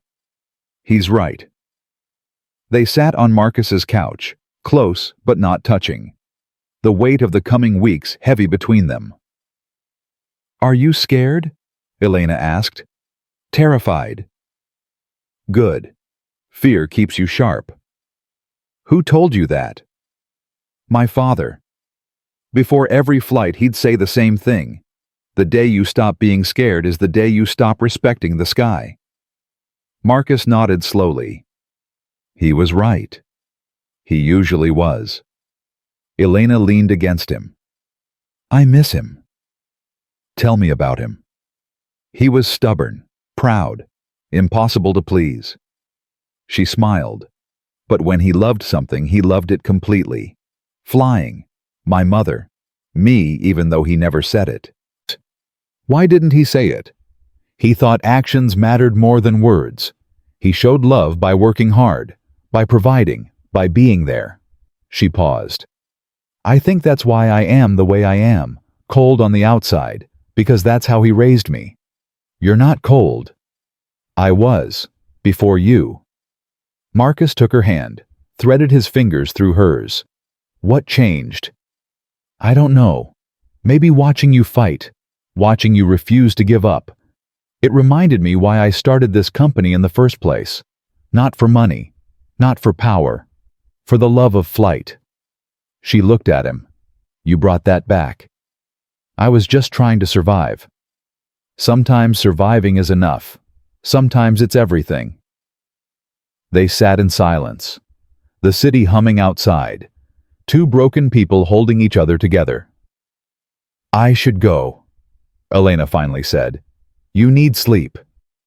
"Stay." The word surprised both of them. "Marcus." "Not like that. Just stay. I don't want to be alone tonight." Elena studied his face, the vulnerability he was showing her, the trust. "Okay," she said. "I'll stay." They slept on the couch, fully clothed, Elena's head on his chest, his arm around her shoulders. In the morning, Ethan found them there. See?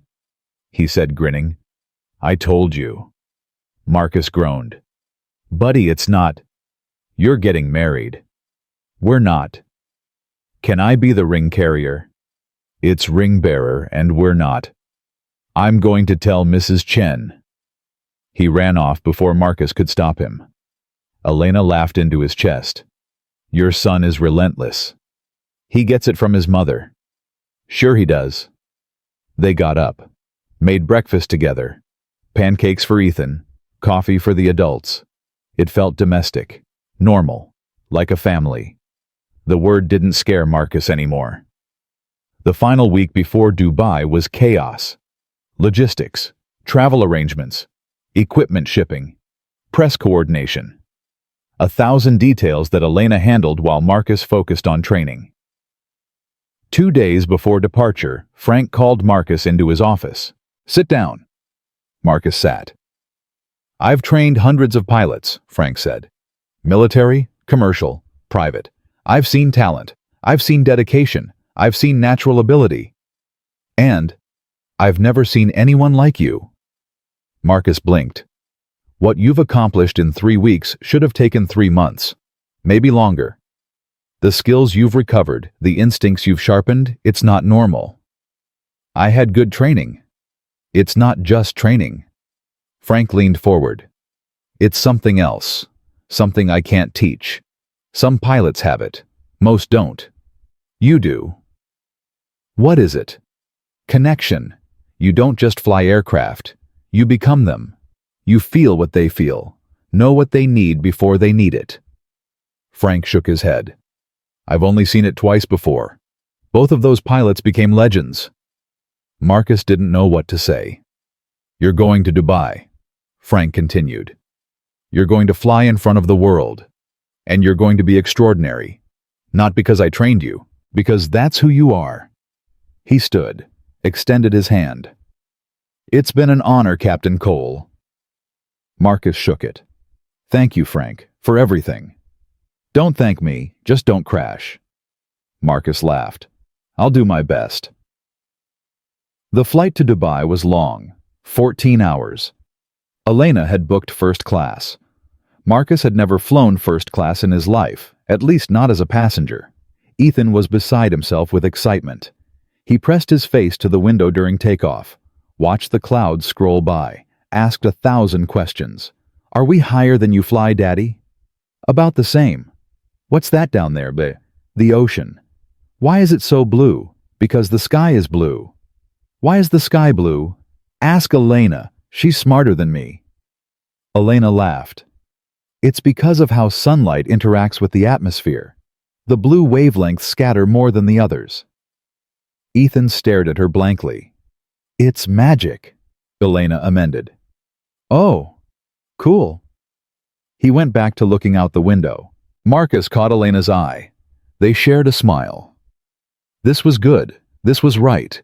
Whatever happened in Dubai, this was worth fighting for. They landed at midnight local time. A car was waiting. A driver held a sign, Sterling Aerospace. The hotel was absurd. Marble floors, gold fixtures. A suite that was bigger than Marcus's entire apartment. Ethan ran from room to room. There's a TV in the bathroom.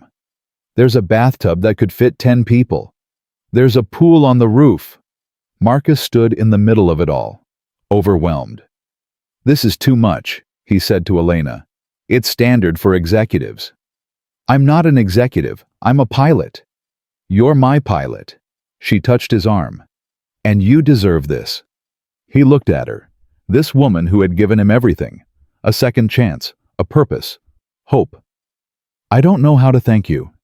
You can thank me by flying the best demonstration anyone's ever seen. And if I don't, then you can thank me by trying. That's all I've ever asked. Marcus pulled her close, kissed her forehead. Get some sleep, she whispered. Tomorrow is going to be intense. She wasn't wrong. The expo grounds were massive. Aircraft everywhere. Military jets, commercial planes, helicopters, experimental designs. Billions of dollars of technology spread across miles of desert. Marcus walked through it with Elena and Ethan. security badges around their necks. People everywhere. "This is insane," Marcus muttered. "This is your stage," Elena replied. They reached the Sterling Aerospace Pavilion. A gleaming white jet sat on display. The aircraft Marcus would fly for the demonstration. He walked around it slowly, touched the fuselage, felt the smooth metal under his fingers. "She's beautiful," he said. "She's yours. For the next 2 days." Marcus climbed the stairs, entered the cockpit, sat in the pilot's seat. The instruments were familiar now. The same model he'd trained on, the same layout, the same feel. But this was real. This was Dubai. This was the world watching. "Daddy, can I sit up there?" Ethan called from below. "Come on up, buddy." Ethan climbed into the cockpit. His eyes went wide. So many buttons. Every one of them does something important. What's this one? That starts the engines. What about this one? That controls the flaps. What about... "Buddy, we'd be here all day." Ethan grinned. "This is the coolest thing ever." Marcus ruffled his hair. "Just wait until tomorrow." The demonstration was scheduled for sunset on the final day of the expo. Prime slot, maximum visibility, maximum pressure. Marcus spent the morning doing final checks. The aircraft was perfect. Every system tested, every control verified. At noon, the expo coordinator found him. "Captain Cole, we need to discuss the flight plan." "What about it?" "The client Orion Industries, they have specific requests." Marcus followed him to a conference room. 3 executives waited. Expensive suits, hard eyes. "Captain Cole." The lead executive stood, extended his hand. "James Wheeler, Orion Industries." Marcus shook it. "We've reviewed your credentials." Wheeler continued. "Impressive, but we have concerns." "What kind of concerns?" "You haven't flown professionally in 8 years. This demonstration is being broadcast globally. Our reputation is on the line." Marcus kept his face neutral. "I understand. Do you... Because if you fail, if something goes wrong, it reflects on us. On our partnership with Sterling Aerospace. On everything we've built." "I won't fail." "With respect, Captain, you can't guarantee that." "With respect, sir, I can."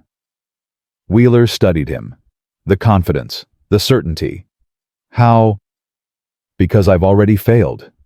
8 years ago, I lost my co-pilot. I lost my career. I lost everything." Marcus's voice was steady.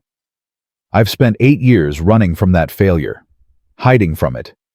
And 3 weeks ago, I stopped running." Wheeler was silent. "I'm not here to prove anything to you," Marcus continued. "I'm here to prove something to myself, to my son, to everyone who believed in me when I couldn't believe in myself. That's why I won't fail, because failure isn't an option anymore." The room was quiet. Wheeler looked at his colleagues. Something passed between them. "All right, Captain Cole." Wheeler nodded slowly. "Show us what you've got." The afternoon dragged. Marcus tried to rest. Couldn't.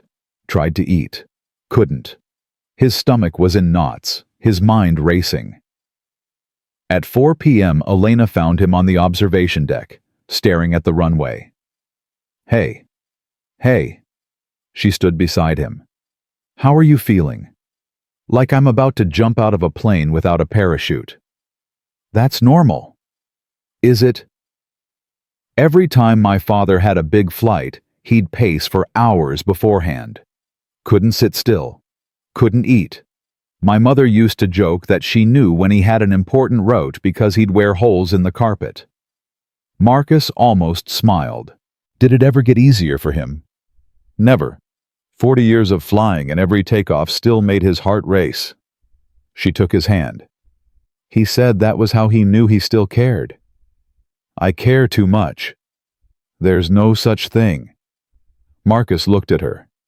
This woman who had become his anchor, his hope. What if I freeze up there like in the simulator? You won't. But what if I do? Then you'll remember why you're doing this, who you're doing it for, and you'll fly anyway. She reached into her pocket, pulled out something small, pressed it into his hand. Marcus looked down. A pair of silver wings, worn, tarnished. These were my father's, Elena said. He wore them on every flight for 40 years. They brought him home every time. Elena, I can't. You can, and you will. She closed his fingers around the wings. Bring them back to me. That's all I ask. Marcus stared at the wings, the weight of them, the history. I'll bring them back. I know you will. She kissed him, soft, gentle, a promise. Now go get ready. You have a world to impress. The sun was setting when Marcus walked to the aircraft. The crowd was enormous, thousands of people filling the observation areas, cameras everywhere, press, VIPs, military officials from a dozen countries. Marcus blocked it all out. He focused on the jet, on the stairs, on the cockpit waiting above. Elena stood at the base of the steps, Ethan beside her. Daddy. Marcus knelt down. His son ran into his arms. You're going to be amazing, Ethan said. You think so? I know so. Mommy told me. Marcus's heart clenched. When did she tell you that? In my dream last night. She said to tell you she's proud, and that she'll be watching. Tears burned Marcus's eyes. He held his son tight. I love you, buddy. I love you too, Daddy. Now go fly. Marcus stood, looked at Elena. I'll be watching, she said. Every second. I know. He climbed the stairs, entered the cockpit, sat in the pilot seat. The instruments glowed, the engines hummed, everything ready. Marcus pulled out the silver wings, looked at them for a moment, then tucked them into his breast pocket close to his heart. He keyed the radio. Dubai Tower Sterling 1 requesting clearance for demonstration flight. Sterling 1, you are cleared for departure. Runway 36. All traffic holding. The sky is yours. Marcus took a breath. The sky is yours. He released the brakes. The jet rolled forward.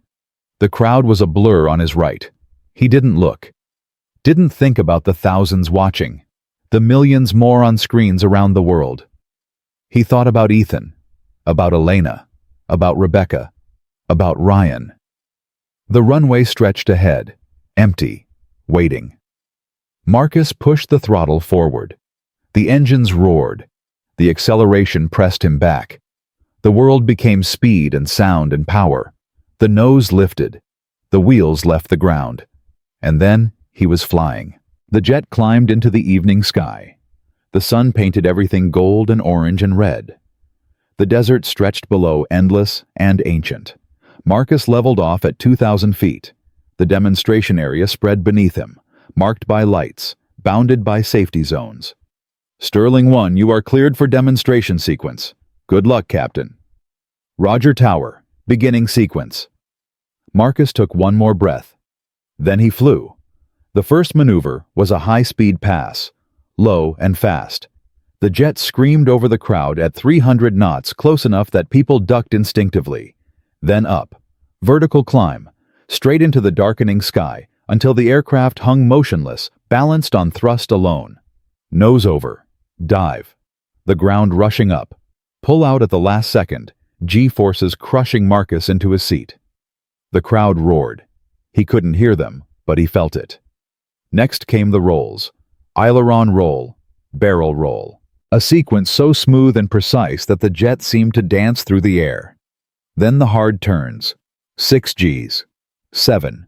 The kind of maneuvers that tested limits. His limits. The aircraft's limits. Everything held. Marcus felt the jet responding beneath him. Not fighting him. Not resisting. Moving with him like a partner in a dance they'd practiced 1,000 times. Sterling 1, incredible performance. You have 5 minutes remaining. 5 minutes. Time for the finale. Marcus climbed. Higher. Higher. 4,000 feet. 5,000. Then he inverted. Flew upside down the world, hanging above him like a painting. A slow roll. Wings vertical. Then past vertical. Back to level. The crowd gasped. He heard it this time somehow through the canopy and the engines and the altitude. Final approach. Marcus lined up with the demonstration area, dropped low, 200 feet, 150. The jet skimmed over the crowd, close enough to touch if they'd reached up. The engines thundering, the power undeniable. Then up again. A final climb into the sunset. At the peak, Marcus did something that wasn't in the plan. He banked the aircraft, turned in a wide circle. Let the setting sun catch the wings. For Ryan, for Rebecca, for everyone he'd lost and everyone he'd found. The circle completed. Marcus aligned with the runway, began his descent. The landing was the last test, the final proof. He came in smooth, steady, the airspeed perfect, the altitude exactly right. The wheels touched, soft as a whisper. Not a bounce, not a wobble, perfect. The jet rolled down the runway, slowed, stopped. Silence, then thunder. The crowd erupted. Applause, cheering. Thousands of voices raised in celebration. Marcus sat in the cockpit, hands still on the yoke, heart pounding. He'd done it. Sterling won, that was. The tower controller paused. That was the finest demonstration I've ever seen. Welcome back to the ground, Captain. Marcus couldn't speak. His throat was too tight. He powered down the engines. The instruments went dark. The hum faded. He reached into his pocket, pulled out the silver wings, held them in his palm. We made it, he whispered. All of us. He opened the cockpit door, descended the stairs. The crowd was still cheering. People pressing against the barriers, cameras flashing. But Marcus only saw two faces. Ethan broke through first. Running across the tarmac, security chasing behind. Daddy! Marcus caught him, lifted him, held him so tight. You did it. Ethan was crying, laughing, both at once. You did it, you did it. I did it, buddy. We did it. Mommy was watching, I know she was. Yeah. Marcus's voice broke. She was. Elena reached them next, her makeup ruined, tears streaming down her face. She didn't speak, just wrapped her arms around both of them, the three of them standing there on the tarmac, holding each other. The cameras captured everything. The images would be on every news channel by morning. The janitor who flew, the comeback story that touched the world. But Marcus didn't care about any of that. He cared about the boy in his arms, the woman holding them, the family they'd become. I love you, Elena whispered. Both of you. I love you too, Marcus said. Me three, Ethan added. They laughed. All three of them. Through the tears and the joy and the overwhelming relief. The Orion Industries executives approached, James Wheeler leading the way. Captain Cole. He extended his hand. His face was transformed. No more skepticism. No more doubt. Just awe. That was extraordinary. Marcus shook his hand. Thank you, sir. We'd like to discuss a long-term partnership, exclusive contract. Whatever you want, name your terms. Marcus looked at Elena. She nodded. We'll talk tomorrow, Marcus said. Tonight I want to be with my family. Wheeler smiled, genuine. Of course. Take all the time you need. He walked away. The crowd was still cheering, the cameras still flashing. Marcus set Ethan down, knelt to his level. I couldn't have done this without you, buddy. You did all the flying. But you made me brave enough to try. Ethan's eyes were bright. Can we get ice cream? Marcus laughed, scooped his son up again. We can get whatever you want. They walked off the tarmac together. Marcus and Ethan and Elena, the crowd parting around them, the cheers following like a wave. Someone called out, Captain Cole, what does this moment mean to you? Marcus stopped, turned. The reporter waited, camera ready. Marcus thought about the question, thought about the last 8 years, the grief, the guilt, the hiding, the mop in his hands and the floors beneath his feet. Then he thought about Ryan, about Rebecca, about everyone who had believed in him. "It means I'm home," he said. "Finally, after a long time, I'm home." He turned away, walked toward the car, waiting at the edge of the runway. Ethan was chattering about ice cream flavors. Elena was laughing at something he'd said. Above them, the stars were appearing, one by one, filling the desert sky. Marcus looked up, found the brightest one. "Thank you," he whispered. To Ryan, to Rebecca, to everyone who had carried him this far. Then he looked at his son, at Elena. "Let's go home," he said. And for the first time in 8 years he meant it. The flight back to Los Angeles felt different. Marcus sat in the passenger cabin this time, Elena beside him. Ethan asleep across both their laps, exhausted from 3 days of excitement. The jet hummed steadily, stars visible through the window. The world 30,000 feet below. "What are you thinking?" Elena asked softly. Marcus looked at her, the woman who had changed everything. "I'm thinking about what comes next." "And what does come next?" "I don't know. For the first time in 8 years, I have no idea, and it doesn't scare me." Elena smiled, reached over Ethan's sleeping form to take his hand.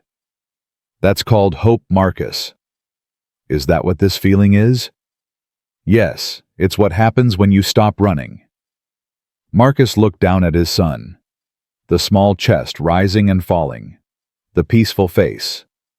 "He's going to remember this forever," Marcus said. "Watching his dad fly, watching me come back. He should remember it. It's one of the greatest things I've ever witnessed." "You're biased." "I'm in love. There's a difference." The words hung in the air. Simple. True. Marcus looked at her. "Say that again." "I'm in love with you." Elena's eyes glistened. "I tried not to be. I tried to keep this professional. But somewhere between watching you mop floors and watching you fly, I fell. Hard." Marcus couldn't speak. "You don't have to say it back," she continued quickly. "I know it's fast. I know there's Rebecca and your past, and I love you too." Elena stopped. "What?" "I love you. I've been trying to figure out when it happened. Was it when you gave me the contract? Was it when you talked me through level 5? Was it when you handed me your father's wings?" He reached up, touched her face. "But I think it was before all of that. I think it was the moment you walked toward me in that hangar. When everyone else was laughing and you stopped. You looked at me like I was worth seeing." Tears rolled down Elena's cheeks. "You were. You are." Nobody had looked at me like that since Rebecca. She must have been an incredible woman. She was. And I think... Marcus paused. "I think she sent you to me. I know that sounds crazy, but..." "It doesn't sound crazy. It sounds like faith." Marcus pulled her close, careful not to wake Ethan. "I don't know what I'm doing," he admitted. "I haven't been in a relationship in over 3 years. I have a son. I have baggage. I have ghosts. I have baggage too. I have a company. I have walls. I have trust issues that could fill a therapy textbook." Elena laughed softly. "We're both disasters. Beautiful disasters. Is that what we are?" "That's what we're going to be. Together." She kissed him, soft, tender. When they pulled apart, Ethan stirred. "Are we there yet?" he mumbled. "Almost, buddy. Go back to sleep." "Were you kissing?" Marcus and Elena exchanged a look. "Maybe." Ethan smiled without opening his eyes. "Good. That means you're getting married." "Buddy. Mrs. Chen's gonna be so happy." He was asleep again before Marcus could respond. Elena laughed quietly. "Your son is persistent." He gets it from his mother. Sure he does. They landed in Los Angeles at dawn. The city stretched below them, waking up to a new day. Streets filling. Lights flickering off. Life resuming. But for Marcus, everything had changed. A car was waiting on the tarmac. Not a limo. Just a simple sedan. Exactly what Marcus would have chosen. I thought you might want something normal, Elena said. After all the chaos. Thank you. They drove through the quiet streets, Ethan still half asleep in the back seat, the sun rising over the buildings. Marcus watched the city pass. The same streets he'd driven 1,000 times. The same buildings he'd seen every day. But nothing looked the same. What happens now? He asked. Now you rest. You've earned it. I mean with Sterling Aerospace, with the contract, with everything. Elena was quiet for a moment. The Orion deal is worth $200 million.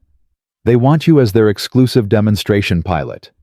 The contract terms are generous. How generous? Generous enough that you'll never have to worry about money again. Ethan's education, his future, all of it secured. Marcus stared at her. Are you serious? Very. The world saw what you did in Dubai. The footage went viral. 15 million views in 12 hours. You're not just a pilot anymore, Marcus. You're a story, a legend. I'm just a guy who learned to fly again. That's exactly why they love you. Because you're real. Because you struggled. Because you came back. The car pulled up to Marcus's apartment building. The same building he'd lived in for 3 years. Small, modest, nothing special. But it was home. I should get Ethan inside, Marcus said. Of course. He hesitated. Will I see you later? I'll be at the office all day. Contracts to review, lawyers to manage, the boring stuff that happens after the exciting stuff. She smiled. But tonight I'm yours. Promise. Promise. He leaned across, kissed her. Get some sleep, she said. I'll try. Marcus carried Ethan upstairs. The boy didn't wake, just snuggled against his father's chest, mumbling something about airplanes. Mrs. Chen was waiting at the door. I saw the news, she whispered excitedly. You were wonderful. My daughter called me from San Francisco. She said everyone's talking about you. Thank you, Mrs. Chen. And the lady Ms. Sterling. She seems nice. She is nice. Good. You need someone nice. Mrs. Chen patted his arm. Now rest. You look exhausted. Marcus put Ethan to bed, pulled off the boy's shoes, tucked the blanket around him. Daddy. Ethan's eyes opened halfway. I'm here, buddy. Are we home? Yeah. We're home. Good. Ethan smiled sleepily. I like home. Me too. Daddy. Yeah. I'm proud of you. The words hit Marcus like a wave. He sat on the edge of the bed, took his son's small hand. I'm proud of you too, buddy, for being so brave, for believing in me. Mommy believed in you first. She did. But I believe in you now. Forever. Marcus couldn't speak. Tears blurred his vision. I love you, Ethan. Love you too, Daddy. The boy fell asleep, his breathing slow and peaceful. Marcus sat there for a long time, watching his son, thinking about everything that had led to this moment. 8 years ago, he'd crashed an aircraft and lost his best friend. 3 years ago, he'd lost his wife. 8 months ago, he'd been mopping floors in visible broken hiding from everything he used to be. Now, he was here. A pilot again. A father who'd made his son proud. A man who'd found love when he thought love was impossible. The journey didn't make sense. The path twisted and turned in ways he never could have predicted. But maybe that was the point. Maybe life wasn't supposed to make sense. Maybe it was just supposed to be lived. Marcus stood, walked to the window. A plane passed overhead. red lights blinking against the morning sky. He watched it until it disappeared. Then he went to bed, and for the first time in 8 years, he didn't dream about falling. He dreamed about flying. The weeks that followed were a whirlwind. The contract with Orion Industries was finalized. The numbers still made Marcus's head spin. More money than he'd ever imagined. More security than he'd ever hoped for. But that wasn't what mattered most. What mattered was the letter that arrived one morning. Official letterhead. Formal language. "What is it?" Elena asked. She'd started spending most nights at the apartment. Ethan had stopped asking if they were getting married. He'd simply accepted that Elena was part of their family now. Marcus handed her the letter. She read it. Her eyes widened. "This is from the Air Force." "Yeah. They want to reinstate you. Honorably, full benefits, back pay for the years I was away." Elena looked at him. "How do you feel about that?" Marcus sat down. The letter was just paper. Words, but it meant something. "For 8 years I felt like I'd failed them, failed the uniform, failed everything I'd sworn to protect. And now I know I didn't fail. I survived. I came back, and they recognize that." Elena set down the letter, took his hands. "You never failed anyone, Marcus. Least of all Ryan." The name still hurt. Probably always would, but the hurt was different now. Not sharp, not crushing, just present. A scar that had healed but left its mark. "I want to do something," Marcus said. "For him, for his memory." "What?" "A scholarship, for young pilots. Kids who want to fly but can't afford the training. I want to create something in his name." Elena's eyes softened. "That's beautiful. Will you help me?" "Of course." They created the Ryan Torres Memorial Flight Scholarship together. Elena handled the legal structure. Marcus provided the vision. The funding came from his new salary, a significant portion enough to send 5 students through flight school every year. But that wasn't enough.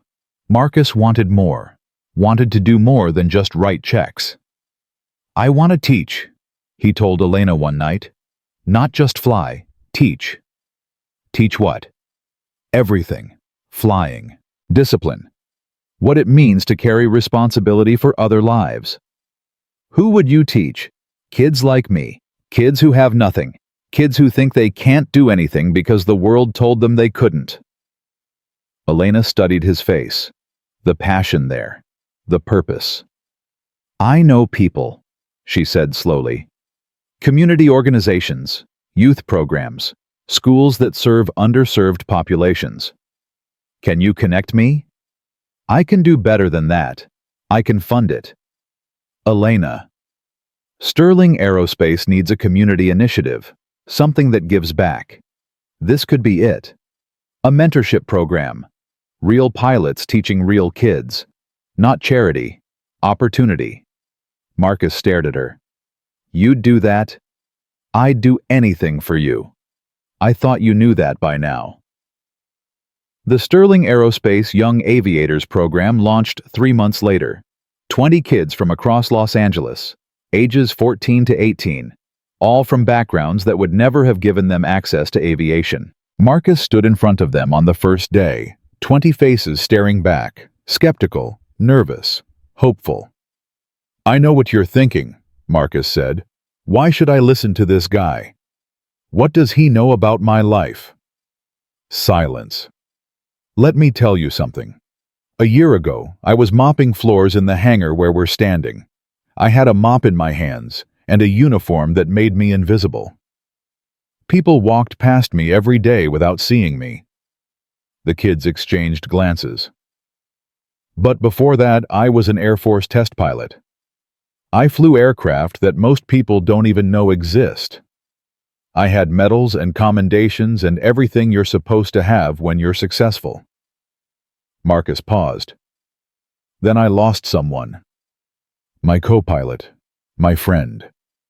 And I couldn't fly anymore. The thing I loved most in the world, I couldn't do it. So I hid. For 8 years. I convinced myself I was nothing, that I would never be anything again. One girl in the front row, maybe 15 arms crossed defensive, spoke up. So what changed? Someone believed in me when I didn't believe in myself. Marcus thought of Elena, of Ethan, of Rebecca's voice in his memory. Someone gave me a chance, and I took it. Easy for you to say, you had skills.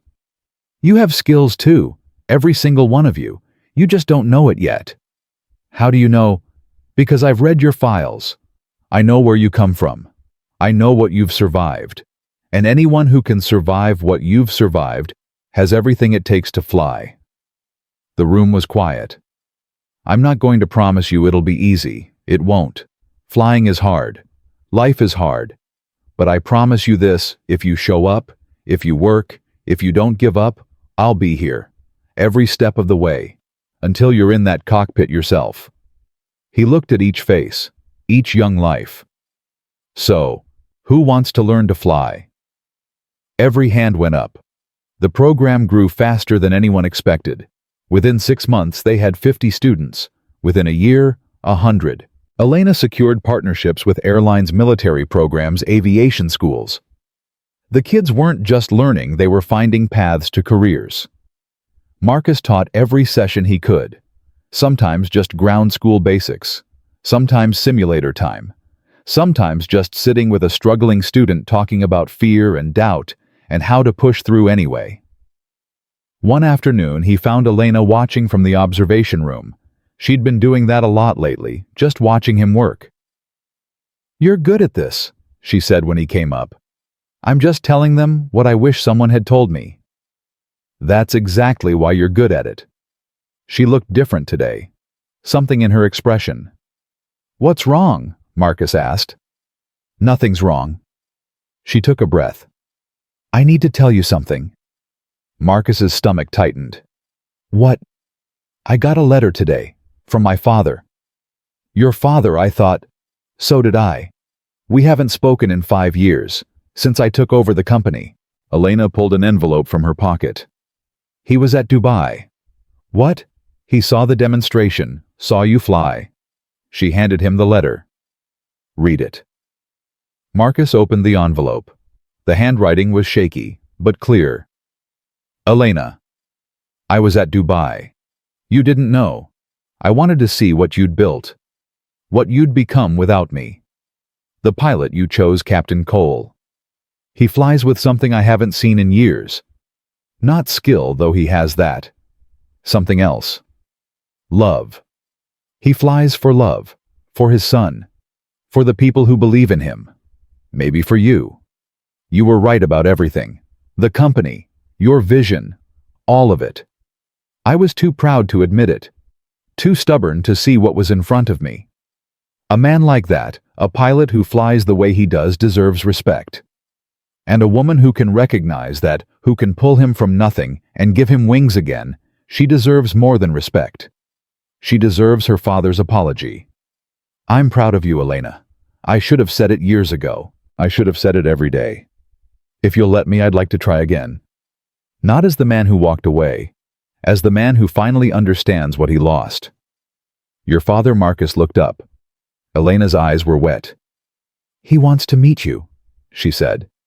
Both of you, you and Ethan. What do you want? I want my father back. I want him to see what we've built, who we've become. She wiped her eyes. I want him to meet the man I love. Then let's make it happen. The meeting took place at the hangar, Elena's choice, the place where everything had started. Marcus stood beside her, Ethan holding his hand, nervous in a way he hadn't expected. A car pulled up. An older man stepped out, tall, gray-haired, the same sharp eyes as Elena. He walked toward them slowly, his gaze moving from Elena to Marcus to Ethan. Elena. His voice cracked on her name. Dad. They stood there, 5 years of silence between them. Then Elena's father did something Marcus didn't expect. He opened his arms. Elena collapsed into them, sobbing. The girl she'd never let herself be. The daughter who'd missed her father every single day. Marcus watched them hold each other. This family healing itself. After a long moment, Elena's father pulled back, wiped his daughter's tears, then turned to Marcus. "Captain Cole." "Mr. Sterling."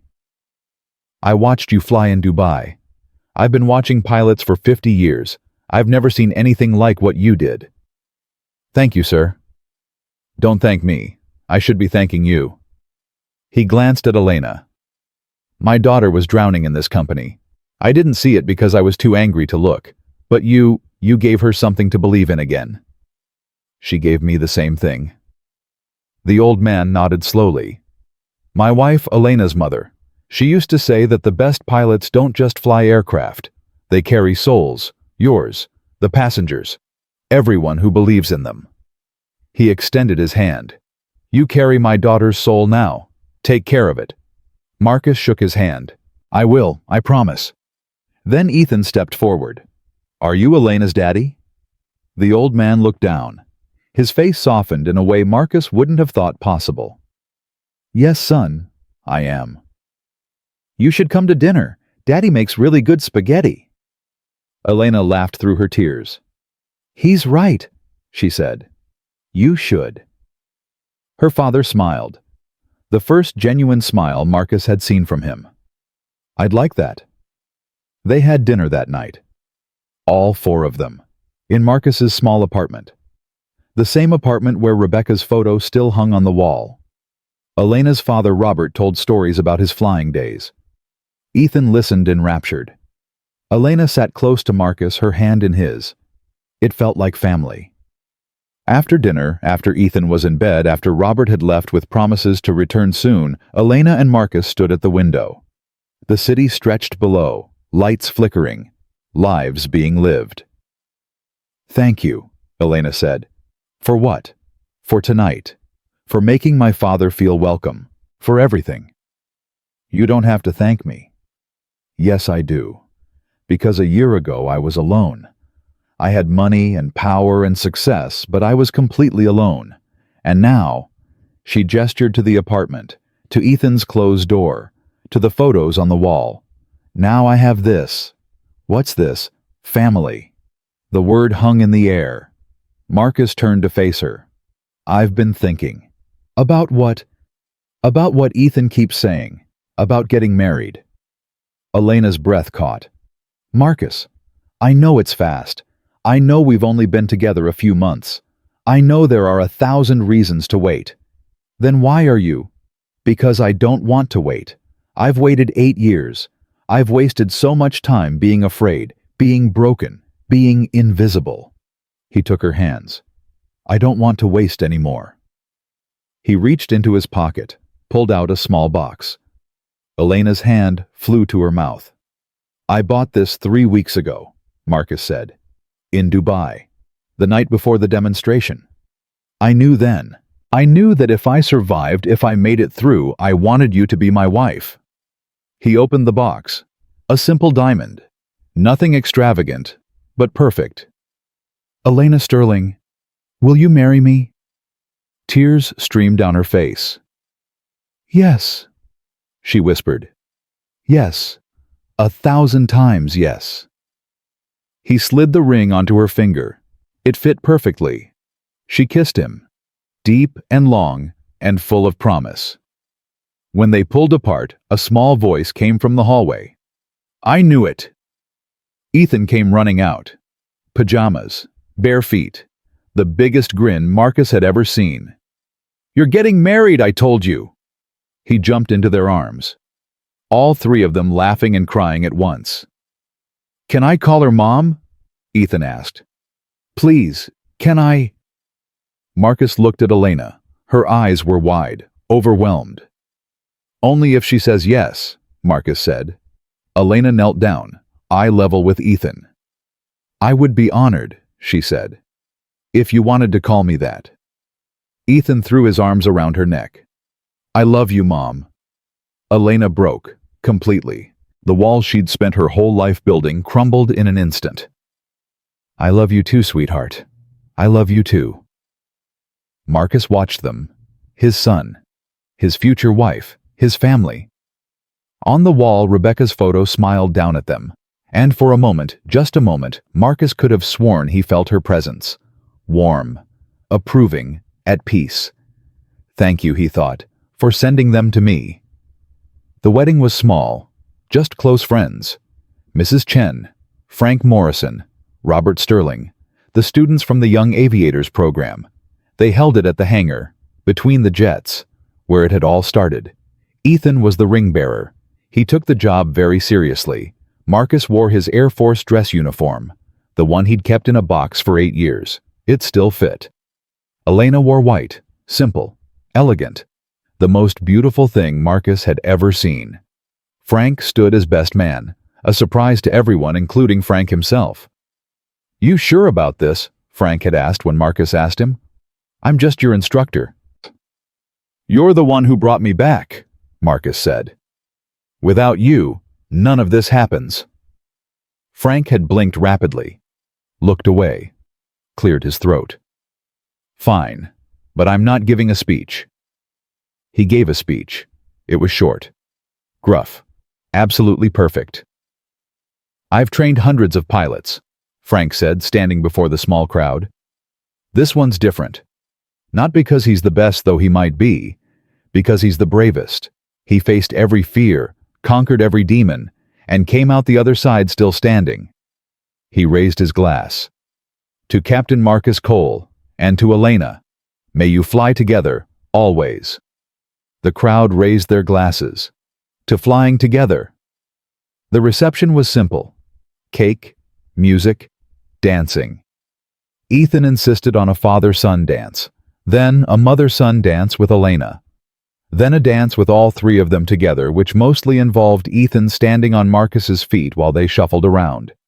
Robert Sterling watched from the sidelines, tears in his eyes. "She's happy," he said to Marcus during a quiet moment. "Genuinely happy.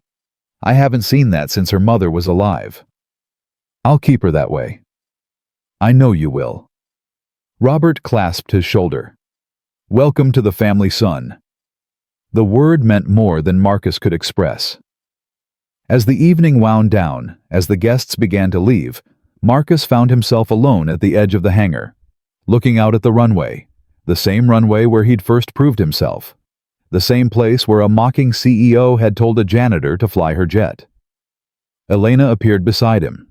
"What are you thinking about?" "That day, when you laughed at me. I've apologized for that about 100 times. I know. I'm not bringing it up to make you feel bad." He turned to her. "I'm bringing it up because I'm grateful." "Grateful?" "If you hadn't said what you said, if you hadn't pushed me, I'd still be mopping floors, still be hiding, still be dead inside. You would have found your way back eventually. Maybe. But not like this. Not with you." He pulled her close. "You saved me, Elena. You and Ethan. You gave me a reason to fly again, a reason to live again." "You saved yourself, Marcus. I just opened the door." "Then thank you. For opening it." She kissed him, soft, gentle. "Thank you for walking through." They stood there together, husband and wife, looking out at the runway, at the jets, at the sky. Above them stars were appearing, one by one, filling the darkness with light. "What now?" Elena asked. "Now we live. Just like that. Just like that. No more hiding, no more fear, no more waiting for permission to be happy." He looked at her. This woman who had changed everything. "We fly." 1 year later, Marcus stood in front of the largest graduating class the Young Aviators program had ever had. 50 kids, all of them completing their first phase of training. All of them one step closer to the sky. Elena sat in the front row, Ethan beside her, Robert Sterling next to them, Mrs. Chen dabbing her eyes with a handkerchief. "When you started this program," Marcus told the graduates, "some of you didn't believe you could do it. Some of you thought flying was for other people, richer people, luckier people, not you." He looked at their faces, each one a story, each one a victory.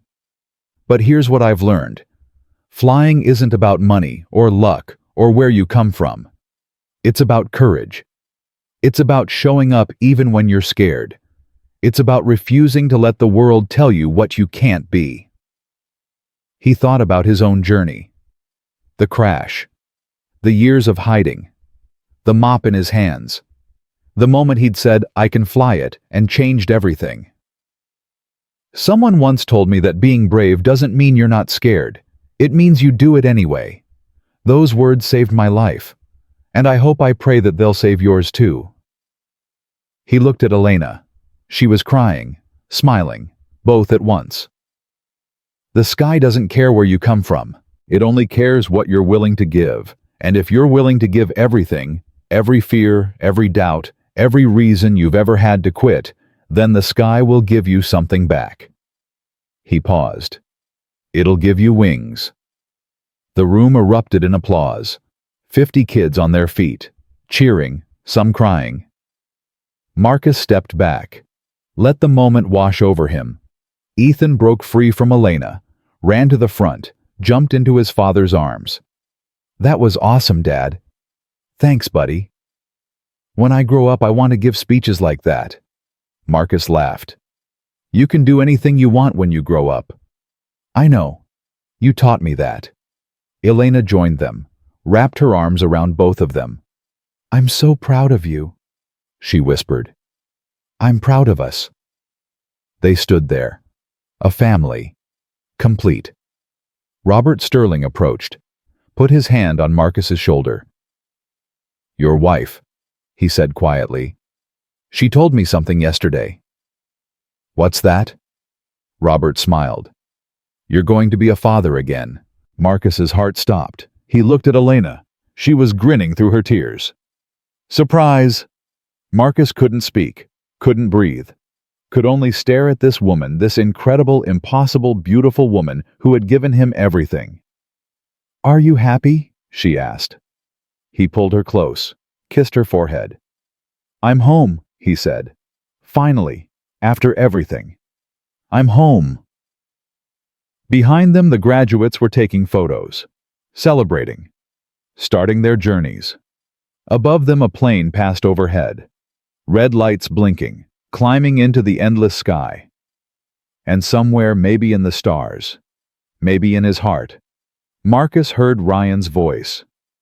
Not panicked this time, not afraid, just peaceful. "You did it, brother. You came home." Marcus looked up, found the brightest star. "Yeah," he whispered. "I did." He turned back to his family, his wife, his son, the child growing inside her, the students who were becoming pilots, the life he'd built from the ashes of who he used to be. This was what survival looked like. This was what courage created. This was what happened when broken people refused to stay broken. The sky had given him wings, and he would never stop flying.